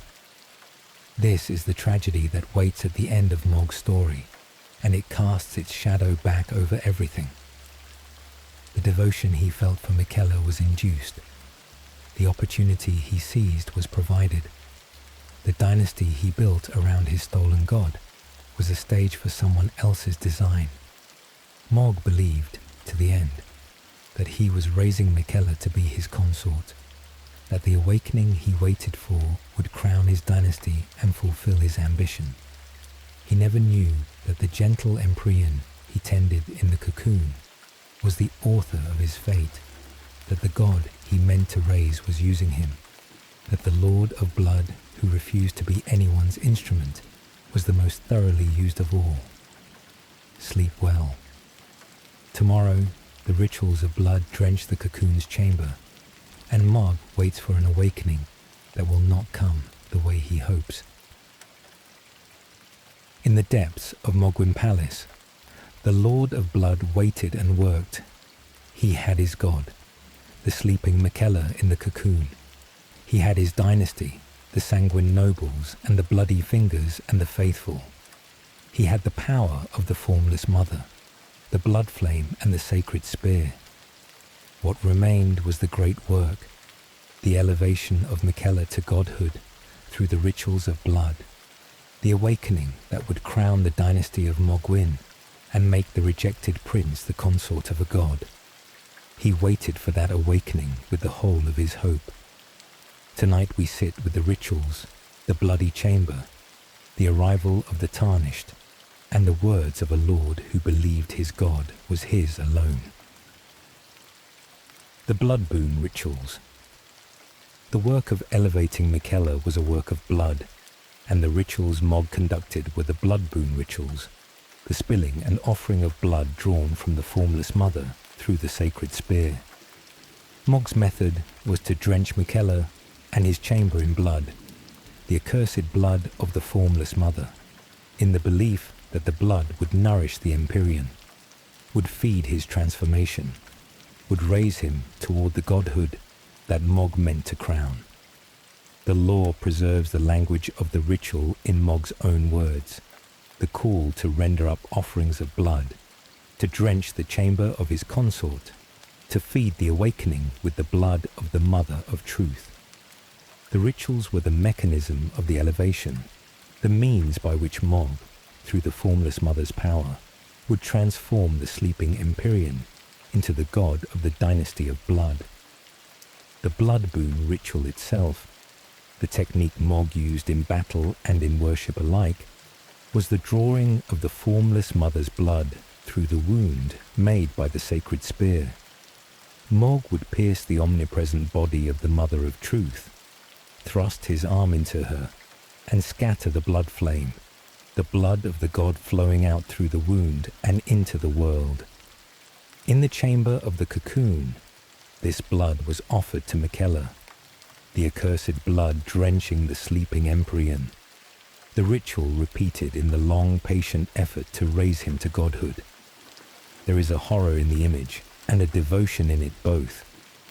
The chamber of the Cocoon drenched in blood, the Lord of Blood conducting his rituals, the sleeping Empyrean bathed in the accursed blood of an outer god.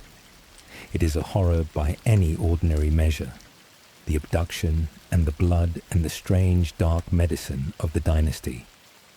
And it is also, in Mohg's understanding, an act of devotion, the loving labor of raising his beloved to godhood, the patient work of a lord tending the god he meant to crown. The blood was not malice. It was, to Mohg, the substance of the elevation, the gift he gave his sleeping consort, the means of the awakening he longed for. The doubleness of this, horror and devotion together, is the key to Mohg as a character. From the outside, from the perspective of the tarnished or the round table hold or the searching world, Mohg was a monster who had abducted a gentle Empyrean and bathed him in blood in the depths of a kingdom of horror.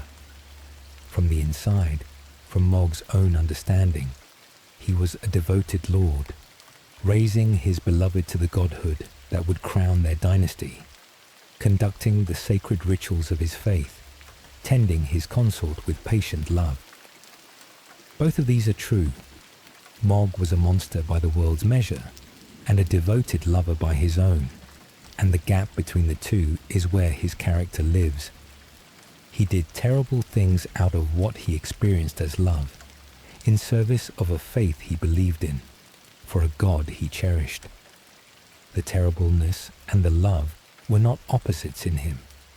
They were the same thing, the devotion of the Lord of Blood expressed through the only means his nature and his God allowed, the blood and the wound and the dark ritual.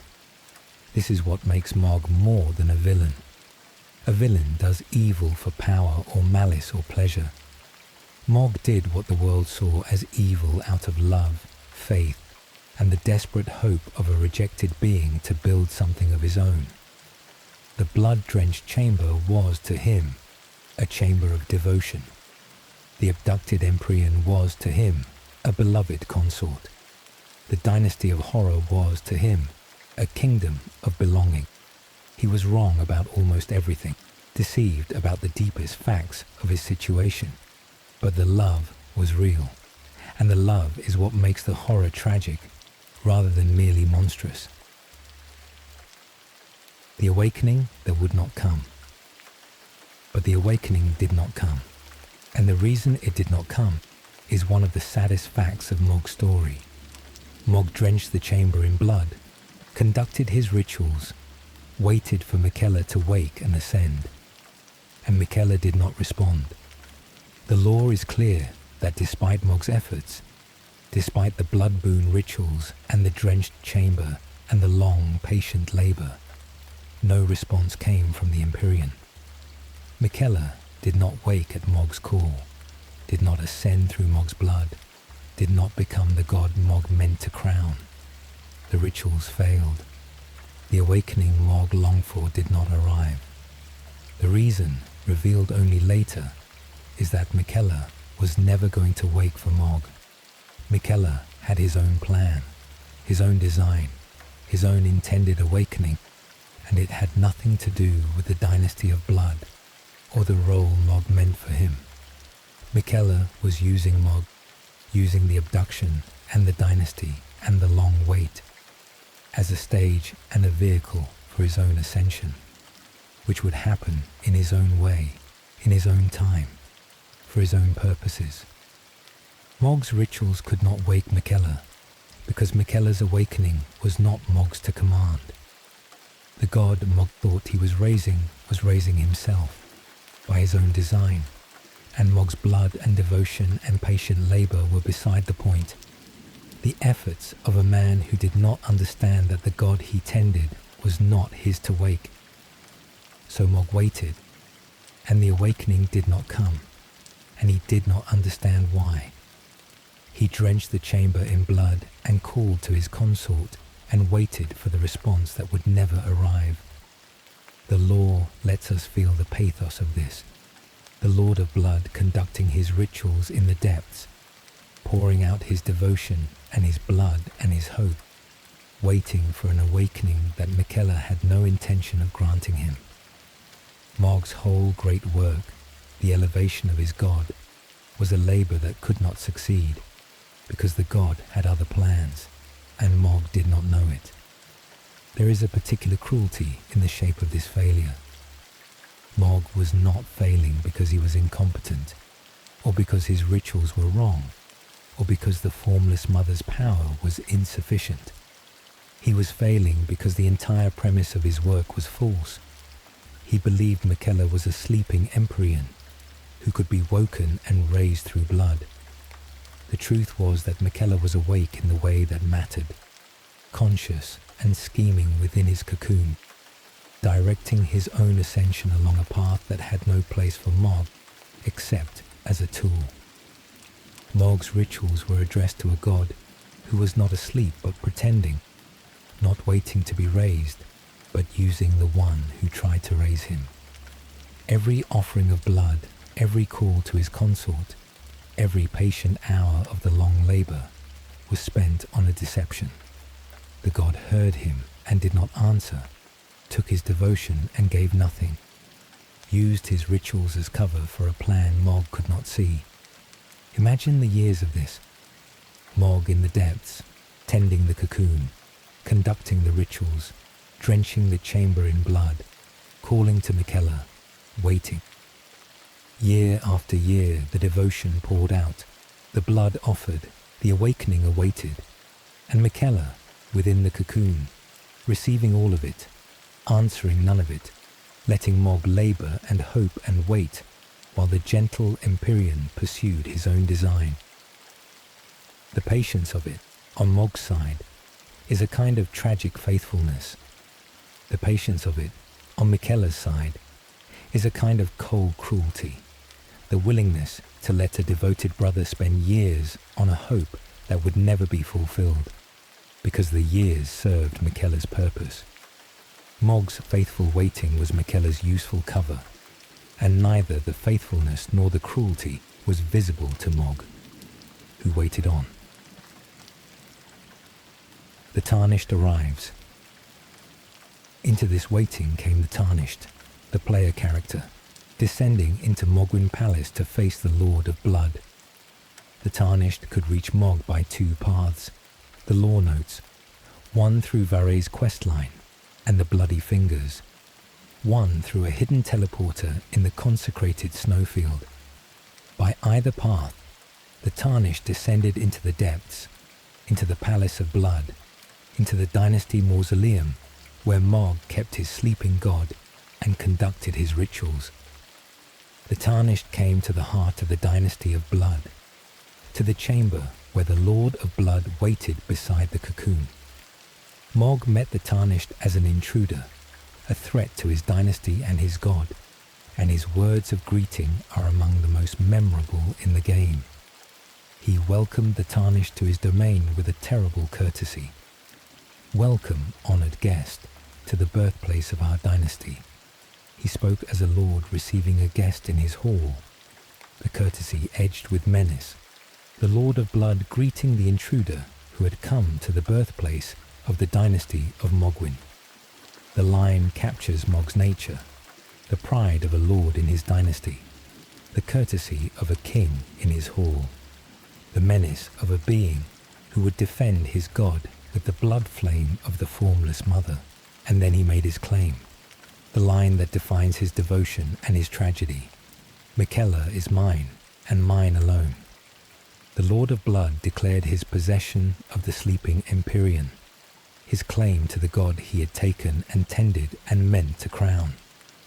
Miquella was his consort, his god, the heart of his dynasty, the beloved he had carried into the depths and bathed in blood and waited beside.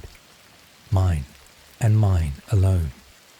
The words are the words of devotion and possession together, the assertion of a being who had found in Miquella the centre of everything he was building, and who would let no one take that from him. The battle with Mohg is one of the most demanding in the game, and it is fought in two phases that express the nature of the Lord of Blood. In the first phase, Mohg fights as a warrior, wielding his sacred trident, the Mohgwyn's sacred spear, striking with the weapon of his communion with the Formless Mother. He is a powerful and aggressive opponent, the demigod shard-bearer, the wielder of Bloodflame, fighting to defend his dynasty and his god from the intruding Tarnished. In the second phase, Mohg unleashes the full power of the Formless Mother, the blood boon ritual, the nihil that counts down to a devastating blood explosion. He raises his sacred spear, pierces the body of the Mother of Truth, and scatters the blood flame, the accursed blood erupting across the battlefield, the full terrible power of the outer god brought to bear. The nihil counts 1, 2, 3, and the blood explodes, the Lord of Blood drawing on the Mother of Truth for the power to destroy the intruder who threatens his god. It is the blood flame at its most devastating, the gift of the Formless Mother unleashed in defense of the Dynasty of Blood. The Tarnished, if they prevail, bring the Lord of Blood down. Mohg falls in his chamber, beside the cocoon of the god he meant to crown, defeated by the intruder who came to the birthplace of his dynasty. The Lord of Blood, the rejected prince who had built a kingdom from his exile, dies in the depths of the palace he made, beside the sleeping Empyrean he had taken, his great work unfinished, his god unwoken, his dynasty broken with his fall. There is a detail of the fight worth noting, because it captures the strange dignity of Mohg, even in his villainy. He fights to the end for his dynasty and his god. He does not flee, does not surrender, does not abandon the cocoon or the kingdom he built. He stands in the chamber of his god and fights the intruder with everything he has, the blood flame and the sacred spear and the full power of the Formless Mother, defending to the death the dynasty he had made from nothing and the god he had carried into the depths. Whatever the horror of what he had done, the abduction and the blood, there is a constancy in Mohg, a refusal to abandon what he had built, that gives his fall the quality of tragedy rather than mere defeat. He died defending the thing he loved, even though the thing he loved had never been his, even though his love had been induced and his devotion used. He did not know that. He knew only that Miquella was his, and he died defending that claim.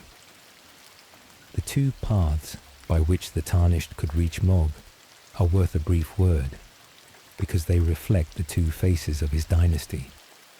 One path ran through Vare, the white-masked recruiter, who offered the Tarnished the bloody fingers and the path of the dynasty, drawing them toward Mohg as a potential servant or initiate. The other ran through the hidden teleporter in the consecrated snowfield, a secret way into the depths, the back door into the palace of blood. One path was the dynasty's invitation, the other its breach. By either the Tarnished came to the chamber, and by either the Lord of Blood met them with his terrible courtesy and his claim to the god who was his alone. What died in the chamber? It is worth sitting before we close this part with what Mohg's death meant, because in the base game it seemed like an ending, and it was not. When the Tarnished killed Mohg, it appeared to be the end of the Lord of Blood and his dynasty. The demigod was dead, his great rune claimed, his palace conquered, his sleeping god left behind in the cocoon. The dynasty of blood was broken, its lord fallen, its great work failed. To the player of the base game, this was the conclusion of Mohg's story, the defeat of a shard-bearer, the end of the Lord of Blood and his strange bloody kingdom. But Mohg's death was not the end of his story. It was, though no one knew it at the time, a step in Miquella's plan, the death that would free Mohg's body for the use Miquella intended. The Lord of Blood, who had taken Miquella to make him the god of the dynasty of blood, would in death become the vessel for another god entirely, his body carried into the land of shadow to serve a purpose Mohg had never imagined. The death in the chamber was not the conclusion of Mohg's tragedy. It was the hinge toward its cruelest turn. The moment the discarded prince became, in death, the discarded body, used one final time by the god he had thought was his. But that is the final part. For now, in the chamber of blood, the Lord of Blood lies fallen beside the cocoon of the god he could not wake, his dynasty broken, his great work failed, his devotion spent on a god who had never been his. Mine, and mine alone, he had said. He was wrong. Miquella had never been his. Miquella had been using him from the start, and the death in the chamber was not the end of the using, but the turn toward its final form. Sleep well. Tomorrow, in the final part, the cruelest truth of Mohg's story is revealed, and we learn what was done with the body of the Lord of Blood in the land of shadow. When the shadow of the Erd Tree opened the land of shadow to the Tarnished, it revealed the truth that recast everything about Mohg's story. The Lord of Blood had not been a master pursuing his own design. He had been a pawn, charmed from the start, used by the gentle Empyrean he thought he had taken. The revelation came not all at once, but through the figures Mohg left behind, the servants who had followed him and who came in the land of shadow to understand what had been done to their lord. Tonight we sit with the charm of Miquella, the servants who carried Mohg's memory into the land of shadow, and the slow revelation of how totally the Lord of Blood had been used. The charm of Miquella. To understand what was done to Mohg, we have to understand Miquella's charm, the power that runs through the whole tragedy of the shadow of the Erd Tree. Miquella possessed a power of compulsion, a charm that drew people to him, that bound their devotion, that made them love and serve him with a loyalty they experienced as their own, but that he had induced. It was central to his nature and to his plan. Miquella, the gentle Empyrean, who sought to build a kinder world, pursued that world in part through the charming of those around him, binding the powerful and the useful to his cause through a compulsion they could not detect and did not choose.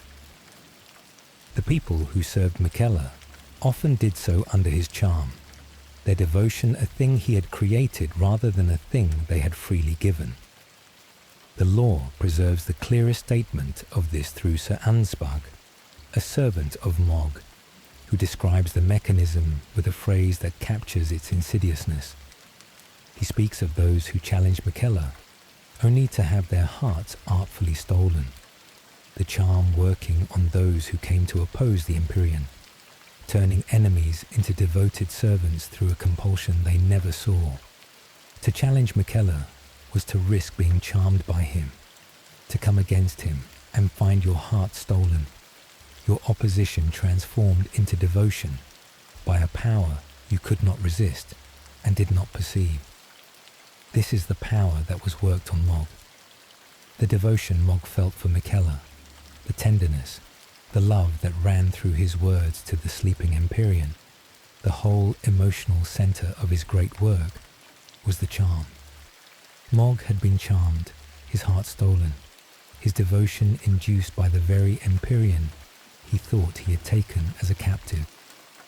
The abduction that Mohg believed was his own opportunistic act had been allowed, perhaps engineered, by Miquella, and the love Mohg felt for his captive was the charm Miquella had worked on him. Mohg was not Miquella's captor. He was Miquella's charmed servant, the abductor who had been made to abduct, the Lord who had been made to love the god he served. Mohg was not alone in being charmed, and the others help us see the scale of what Miquella did. Across the lands between and into the land of shadow, Miquella had gathered a following of the charmed, the powerful, and the useful bound to his cause by the compulsion he worked. Knights, warriors, demigods, all of them drawn into Miquella's plan by the stolen heart charm. The lore shows us figures who had been great in their own right, who had served other lords or pursued their own paths, reduced to devoted servants of Miquella by the charm. Mohg's charming was one instance of a systematic practice, the gentle Empyrean building his coalition not through persuasion or alliance, but through compulsion, charming the useful into devotion as a tool of his design. There is a darkness in this that complicates the gentleness Miquella is known for. Miquella sought a kinder world, an age of compassion, a gentler order than the cruel Golden Order. And he pursued it through the charming of wills, the theft of hearts, the reduction of free beings to devoted tools. The gentlest of Marika's children built his coalition through a power that overrode the will of those it touched, that made devotion without consent, that used love itself as a leash. The kind God's methods were not kind. He charmed and used and discarded, all in service of a gentler world, the means standing in stark contradiction to the end. Mohg was one of many who learned or never learned that Miquella's gentleness was a goal pursued through ungentle means, that the kind Empyrean would charm and use and discard, whoever his plan required. When the charm was worked. A question runs through the lore about when Miquella charmed Mohg, and it deepens the tragedy whichever way it is answered.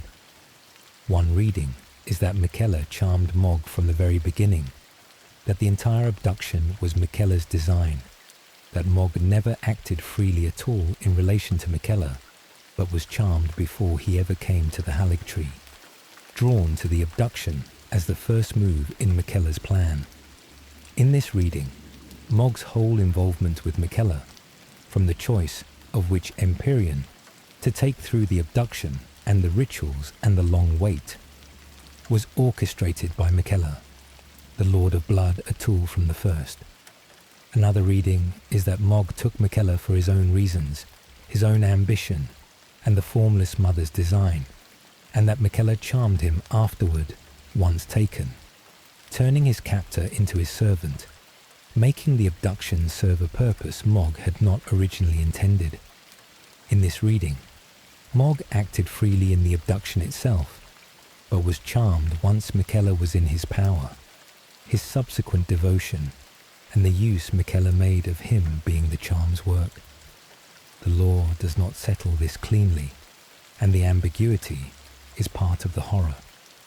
Either Mohg was charmed before he acted, his whole involvement with Miquella, a thing Miquella induced, or he acted freely and was then charmed, his genuine ambition turned into the charm's instrument once Miquella was in his hands. Either way, the devotion that defined Mohg's relationship to Miquella, the love that ran through his rituals and his words and his long, faithful waiting, was not his own. It was the charm, the deepest feeling of Mohg's life, the love for the god he meant to crown, was a thing done to him by that god, an induced devotion, a stolen heart. There is no version of this that is not cruel. If Mohg was charmed from the start, then his whole great work, the dynasty and the abduction and the rituals, was Miquella's puppetry, and Mohg never had a free moment in the matter at all. If Mohg was charmed after taking Miquella, then his genuine ambition was hijacked, his real desire turned into the vehicle of his manipulation. The being who had built his life around the refusal to be used was used in the most intimate way possible. His very love induced by the one he loved, his devotion a leash he could not see. The cruelty cuts even deeper when we remember what Mohg's love meant to him. He had been rejected by his parents, cast out by the Golden Order, imprisoned in the dark for the body he was born with. He had spent his life as a being unloved, unwanted, defined by his rejection. And then he found Miquella and felt for the gentle Empyrean, a devotion that was the emotional center of his whole later life, the love that gave meaning to his dynasty and his rituals and his hope. For a being so starved of connection, this love would have been precious beyond measure, the one warm thing in a life of cold rejection, and it was induced. The one love of Mohg's life, the devotion that meant the most to him, was a thing done to him by its object, a manipulation wearing the face of the only warmth he had ever known. Miquella did not only use Mohg. He used the very capacity for love that Mohg's lonely life had left so hungry, turned the rejected prince's deepest longing into the instrument of his exploitation. The cruelty was not only that Mohg was used, it was that he was used through the thing he most needed, his love, his devotion, his hunger for a connection that the charm provided in counterfeit and the manipulation exploited in full. Sir Ansbach. The figure through whom much of this is revealed is Sir Ansbach, and his story is one of loyalty surviving the discovery of betrayal. Ansbach was a servant of Mohg, one of the pure-blood knights of the Mohgwyn Dynasty, a follower of the Lord of Blood who had served the Dynasty of Blood. He appears in the shadow of the Erdtree as a member of Miquella's retinue, But his loyalty, as it emerges, is not to Miquella, but to his fallen lord Mohg. Ansbach had infiltrated Miquella's following, taken the guise of a servant of the Empyrean, in order to understand what had been done to his lord and perhaps to avenge him. He is the servant of the discarded lord, working within the household of the one who discarded him, seeking the truth of his master's fate. Through Ansbach, the player learns the truth of Mohg's manipulation. It is Ansbach who speaks of hearts artfully stolen, who understands that his lord was charmed, who pieces together the use that Miquella made of Mohg. His loyalty to Mohg survives the discovery that Mohg was a pawn. He does not abandon his fallen lord upon learning that the lord was deceived and used. He carries his loyalty forward, seeks to understand the humiliation done to Mohg, works against Miquella in the name of the master he still serves. Ansbach is the keeper of Mohg's memory, the servant whose loyalty outlasts his lord's death and survives the revelation of his lord's deception. There is something moving in Ansbach's constancy. Mohg was charmed, used, deceived, a pawn in Miquella's plan. And yet Ansbach, who learns all of this, does not conclude that his lord was worthless or that his service was misplaced. He honors Mohg still, the lord who was used, the lord of blood whose devotion was induced and whose body would be discarded. Ansbach's loyalty is a kind of dignity granted to Mohg from outside, the recognition that Mohg, for all that he was deceived and used, was a lord worth serving, a being whose memory deserved a faithful servant. In a story of manipulation and betrayal, Ansbach's faithfulness to the used and discarded Mohg is a thread of genuine loyalty, the one bond in the tale that the charm did not create and the betrayal did not break. The fate of Vare. Before we consider the followers as a whole, the fate of Vare deserves a moment, because the White Masked Servant story closes a thread that began at the start of the game. Vare, the one surgeon who had tamed the accursed blood, the recruiter who had served Mohg faithfully and offered the Tarnished the path of the dynasty, met his end in the course of his service. If the Tarnished follows his quest line, Vare comes to reveal more of the dynasty and its purpose, and the path can end with Vare's death, the loyal servant falling as the Tarnished progresses toward Mohg. Vare served the Lord of Blood to the end, faithful to the dynasty of blood, devoted to the Lord whose accursed blood he alone had mastered. There is a symmetry between Vare and Ansbach worth marking. Both were servants of Mohg whose loyalty was real, who served the Lord of Blood faithfully, whose devotion to their Lord was among the genuine bonds in a story full of induced ones. Vare served Mohg in life, recruiting and advancing the dynasty. Ansbach served Mohg's memory in death, working within Miquella's household to understand and avenge his fallen lord. Between them, the two servants bracket Mohg's story, the faithful recruiter at the start and the faithful avenger at the end, both bound to the Lord of Blood by a loyalty that was their own. Mohg's love for Miquella was charmed. The loyalty of Vare and Ansbach to Mohg was not. In a story of stolen hearts, the hearts that served Mohg were, as far as the lore shows, freely given. The servants of a used lord. Ansbach was not the only one who carried something of Mohg forward, and the followers of the Lord of Blood, considered together, deepen the picture of what was lost. Mohg had built a dynasty, a people, a faith. The sanguine nobles, the bloody fingers, the pure-blood knights, the war surgeons, the followers who had believed in the Lord of Blood and the kingdom of Mohgwyn. They had served a lord who was himself a pawn, believed in a dynasty that was a stage for someone else's design. given their devotion to a kingdom that could never have been real, because its god was never going to wake for them. The faith of the dynasty of blood was, like Mohg's own devotion, built on a deception, the followers serving a vision that Miquella's manipulation had hollowed out from the start. And yet their devotion was real, as Ansbach's was. The followers of Mohg believed in him, served him, some of them loved him, and their belief and service and love were real even though the object was a deceived lord and the dynasty a doomed hope. There is a poignancy in this that runs through the whole story of Mohg. He had wanted, from the beginning, not to be alone, to build a dynasty, to have a people who were his, to be a lord rather than a hidden shame. And he achieved it. He had followers who were his and no one else's, who served him faithfully, who carried his memory after his death. The dynasty was doomed. The god was never his. The devotion he felt was induced, but the people he gathered were real, and their loyalty to him was real. And in that, at least, Mohg was not deceived. The sanguine nobles served him faithfully.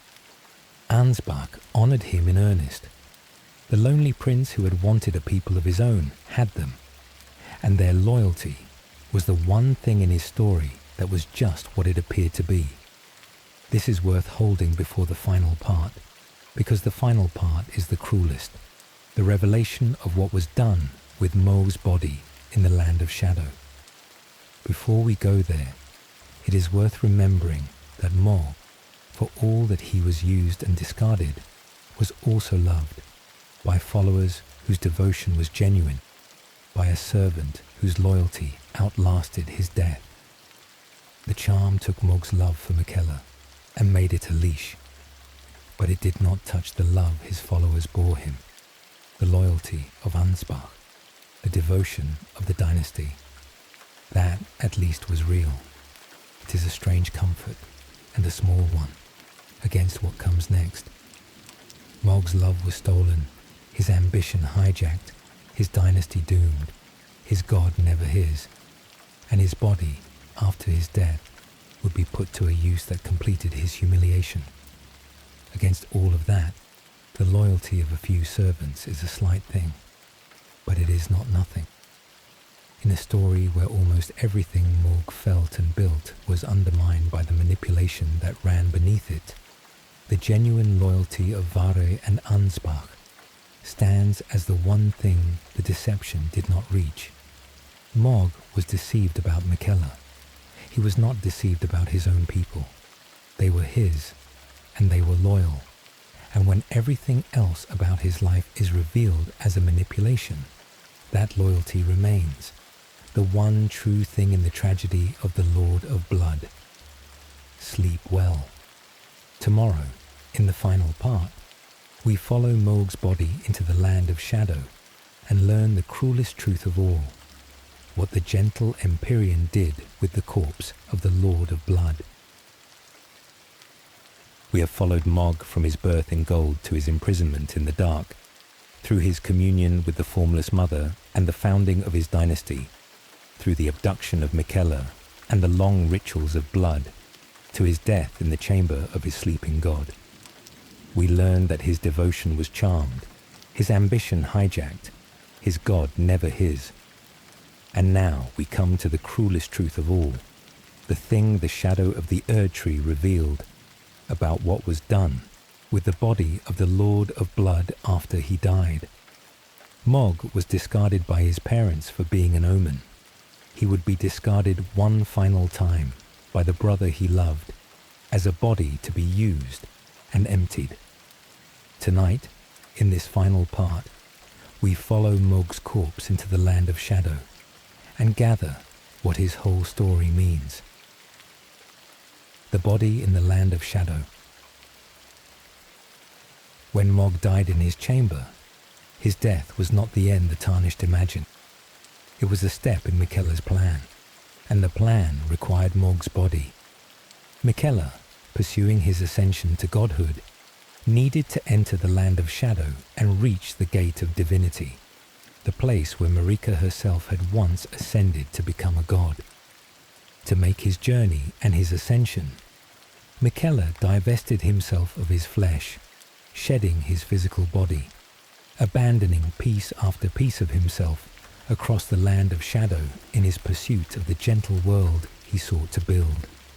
He left his flesh behind, and he needed for his consort a body, a vessel, a physical form that his chosen consort could inhabit. Mohg's corpse was that vessel.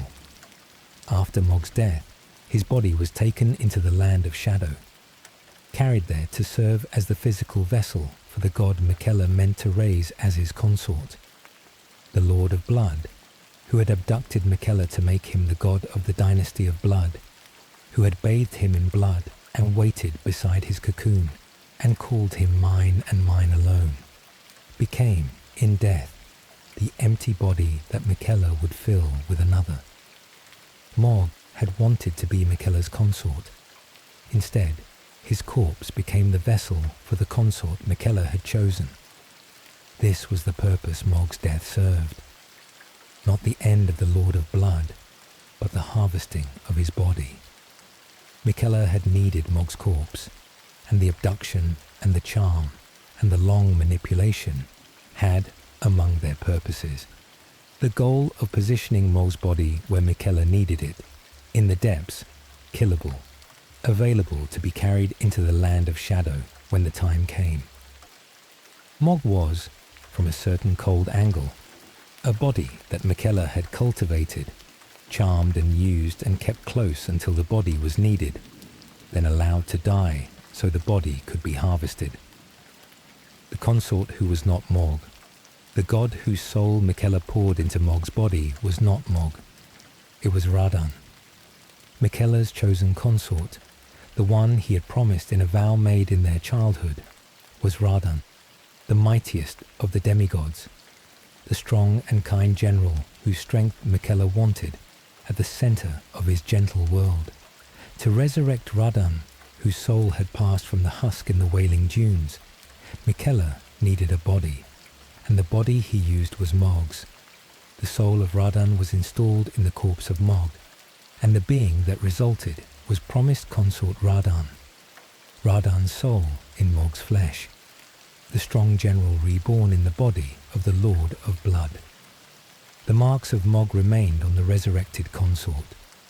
Promised consort Radahn carried the horns of the Omen, the marks of Mohg's cursed birth on his body. He wielded the blood flame, the fire of Mohg's communion with the Formless Mother, alongside Radahn's own gravity magic and great blades.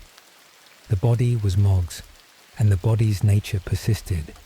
The Omen horns and the accursed blood and the marks of the Lord of Blood carried forward into the form of Miquella's consort. Radahn's soul wore Mohg's body, and Mohg's body brought its own marks to the union. The horns and the blood of the rejected prince made part of the consort that Miquella raised. Consider what this means for Mohg. He had wanted to be Miquella's consort. He had abducted Miquella, built a dynasty around him, bathed him in blood, called him his alone, devoted to him the whole of his charmed heart. And in the end, Mohg's body became the vessel for the consort Miquella had chosen instead. His flesh, the container for Radahn's soul. His corpse, the raw material of the union Miquella had planned all along. Mohg did not become Miquella's consort. Mohg's body became the consort's container, filled with another, his own soul discarded entirely, his flesh used to house the god Miquella had chosen over him. The soul discarded. The cruelest detail is what happened to Mohg's own soul. When Radahn's soul was installed in Mohg's body, Mohg's own soul was discarded. The body was emptied of the Lord of Blood and filled with the general. Mohg's soul, the self that had been the rejected prince and the Lord of Blood and the founder of the dynasty of blood, was cast aside, forsaken entirely, removed from the body it had inhabited. so the body could serve as the vessel for another. Mohg was not resurrected. Mohg was not honored. Mohg was emptied, his soul discarded, his body taken, his self thrown away so his flesh could house the god Miquella wanted. This is the final discarding, and it completes the pattern of Mohg's whole life. He was discarded by his parents at birth, cast into the dark for being an omen. He was discarded by the Golden Order, imprisoned and erased for the body he was born with. And now he was discarded by Miquella, the brother he loved, his soul thrown away so his body could be used. Twice discarded in life by parents and order, he was discarded a third and final time in death, by the god he had given himself to, his very soul cast aside as worthless while his body was put to use. There is a terrible completeness to it. The thing that had defined Mohg's life was rejection, the being thrown away for what he was. He had spent his life refusing that rejection, building a dynasty, asserting his worth, making himself a lord rather than a discarded shame. And in the end, the rejection won. He was discarded one final time, more holy than ever, his soul thrown away entirely, his body used by the brother he loved for the consort Miquella preferred. Everything Mohg had built to escape being discarded ended in the most complete discarding of all. His soul forsaken, his body emptied and filled with another. The rejected prince rejected one last time by the one he had loved most. The symmetry with his birth is exact enough to ache. At the beginning of his life, Mohg's body was the problem. The Omen flesh with its horns that made him unwanted. The body that got him discarded into the dark. At the end of his life, Mohg's body was the prize. The flesh that Miquella wanted as a vessel. The body that got his soul discarded so the flesh could be used. In both cases, it was the body that mattered and the self that was thrown away. As an infant, he was discarded because of his body, his self irrelevant beside the horns that condemned him. As a corpse, he was discarded for his body, his soul irrelevant beside the flesh that Miquella needed. The body that had been his curse at birth became the thing that erased him at death. He had spent a whole life trying to make himself matter, to be a lord and not a body, to be valued for who he was rather than discarded for what he was. And at both ends of his life, it was the body that counted and the self that was thrown away. Ansbach's grief. The one who registers the horror of this within the story is Sir Ansbach, the faithful servant who had carried Mohg's memory into the land of shadow. Ansbach, working within Miquella's household, came to understand what had been done to his lord. He learned that Mohg had been charmed, used, killed, and that his body had been taken as the vessel for Radahn. He was dismayed by Miquella's actions, grieved by the use made of his lord, set against the Empyrean who had done this to Mohg. The faithful servant, who had honored Mohg through everything, who had infiltrated Miquella's following to understand his lord's fate, found at the heart of that fate the final humiliation, that Mohg's body had been emptied and used, his soul discarded, his flesh made the vessel for another. Ansbach's grief is the story's acknowledgement of the wrong done to Mohg. In a tale where Mohg is, by most measures, a villain, the abductor and the blood cultist and the lord of blood, Ansbach's grief insists that what was done to Mohg was a wrong, that the use made of his body was a humiliation worth grieving, that the discarded lord of blood deserved a servant who would mourn him. Through Ansbach, the story grants Mohg the dignity of being grieved, the recognition that his fate, whatever his crimes, was a cruelty that deserved a mourner. The faithful servant carries the story's sorrow for the lord who was used and discarded, the grief that the manipulation and the harvesting and the discarding deserved. There is in Ansbach's loyalty, a small redemption of the whole bleak tale. Mohg was used and discarded, his soul thrown away, his body taken. But he was also grieved, mourned by a servant whose loyalty the charm had never touched, honoured in death by one who saw the wrong done to him and refused to accept it. The Lord of Blood, discarded by everyone who should have valued him, was valued in the end by a servant who owed him nothing but gave him loyalty and grief. It is not much against the weight of his fate, but it is the one human warmth in the cold completeness of his discarding. Two brothers, one body. There is a detail in the resurrection that deepens the tragedy beyond even the discarding, and it concerns the relationship between the two brothers whose natures met in promised consort Radahn. Mohg and Radahn were both children of the Golden Lineage, both sons connected to Marika's blood, both figures of immense power in the lands between. Radahn was the mightiest hero, the strongest demigod, beloved and admired, the strong and kind general. Mohg was the Lord of Blood, the rejected Omen, the abductor and the cultist, despised and feared. They were, in the world's reckoning, opposites, the admired hero and the despised villain, the strong kind general and the blood-soaked Lord of Blood. And Miquella joined them in a single body. Radahn's soul, the admired hero, installed in Mohg's flesh, the despised villain, the two made one in the form of promised consort Radahn. The hero Miquella wanted, and the brother Miquella used, fused into a single being, the soul of the one Miquella loved, housed in the body of the one Miquella exploited. The horns of Mohg's curse rose from the gauntlets of the resurrected Radahn. The blood flame of Mohg's communion burned alongside Radahn's gravity. The despised body carried the admired soul. The two brothers Miquella had used in different ways made one in the consort he raised. There is a bitter equality in this that the law invites us to feel. In life, Radahn was everything Mohg was not, admired where Mohg was despised, beloved where Mohg was feared, the hero where Mohg was the villain. But in the end, both were used by Miquella.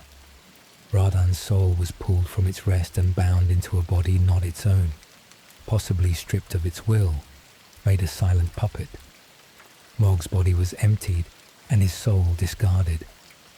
The admired hero and the despised villain ended in the same place, both used by the gentle Empyrean, both reduced to components of the consort Miquella assembled. Whatever separated them in life, in Miquella's plan, they were equal.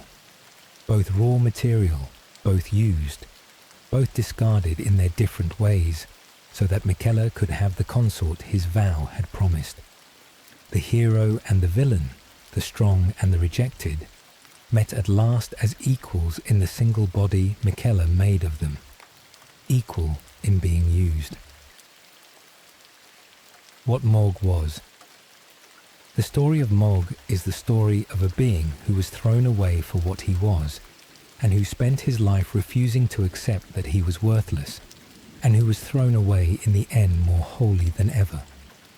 He was born of gold, the child of Marika and Godfrey, royalty of the highest blood, and he was born with horns, marked by the curse of the horn-scent, an omen the Golden Order despised.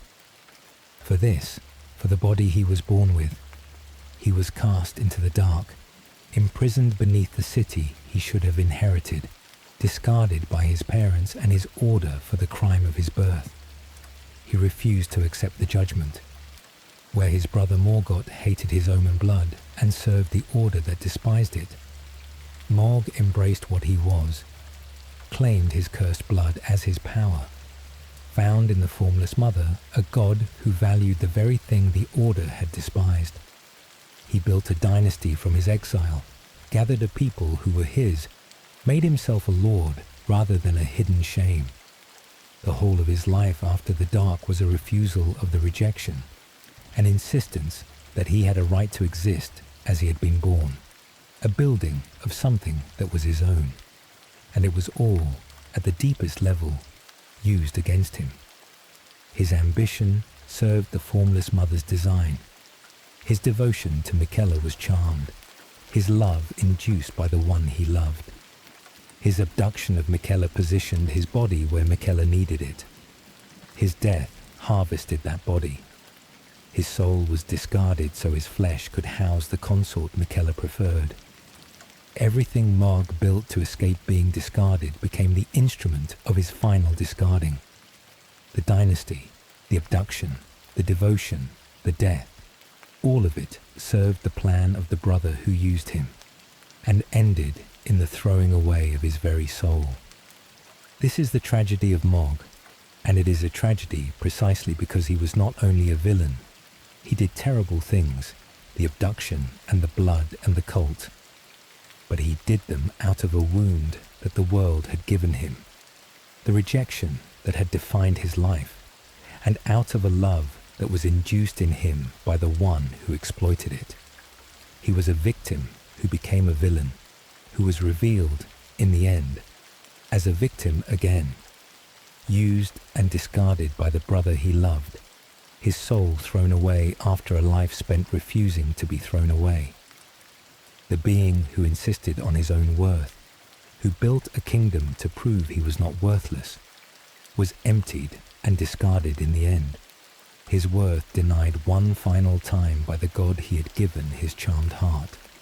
And yet he was loved, by Vare, who served him, by the sanguine nobles, who believed in him, by Ansbach, who grieved him. The dynasty he built to escape his loneliness gave him, at least, a people who were his, whose loyalty was real, who carried his memory and mourned his fate. The rejected prince who wanted only not to be discarded was discarded in the end by the one he loved. But he was not discarded by everyone.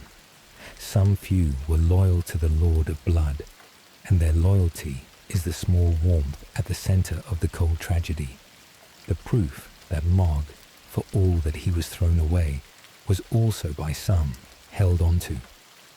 This has been the entire timeline of Mohg, Lord of Blood, from the child born of gold and cursed with horns, to the prisoner in the dark, to the vassal of the Formless Mother, to the founder of the dynasty of Blood, to the abductor of Miquella, to the lord in his chamber, to the charmed and discarded pawn, whose body became a vessel and whose soul was thrown away.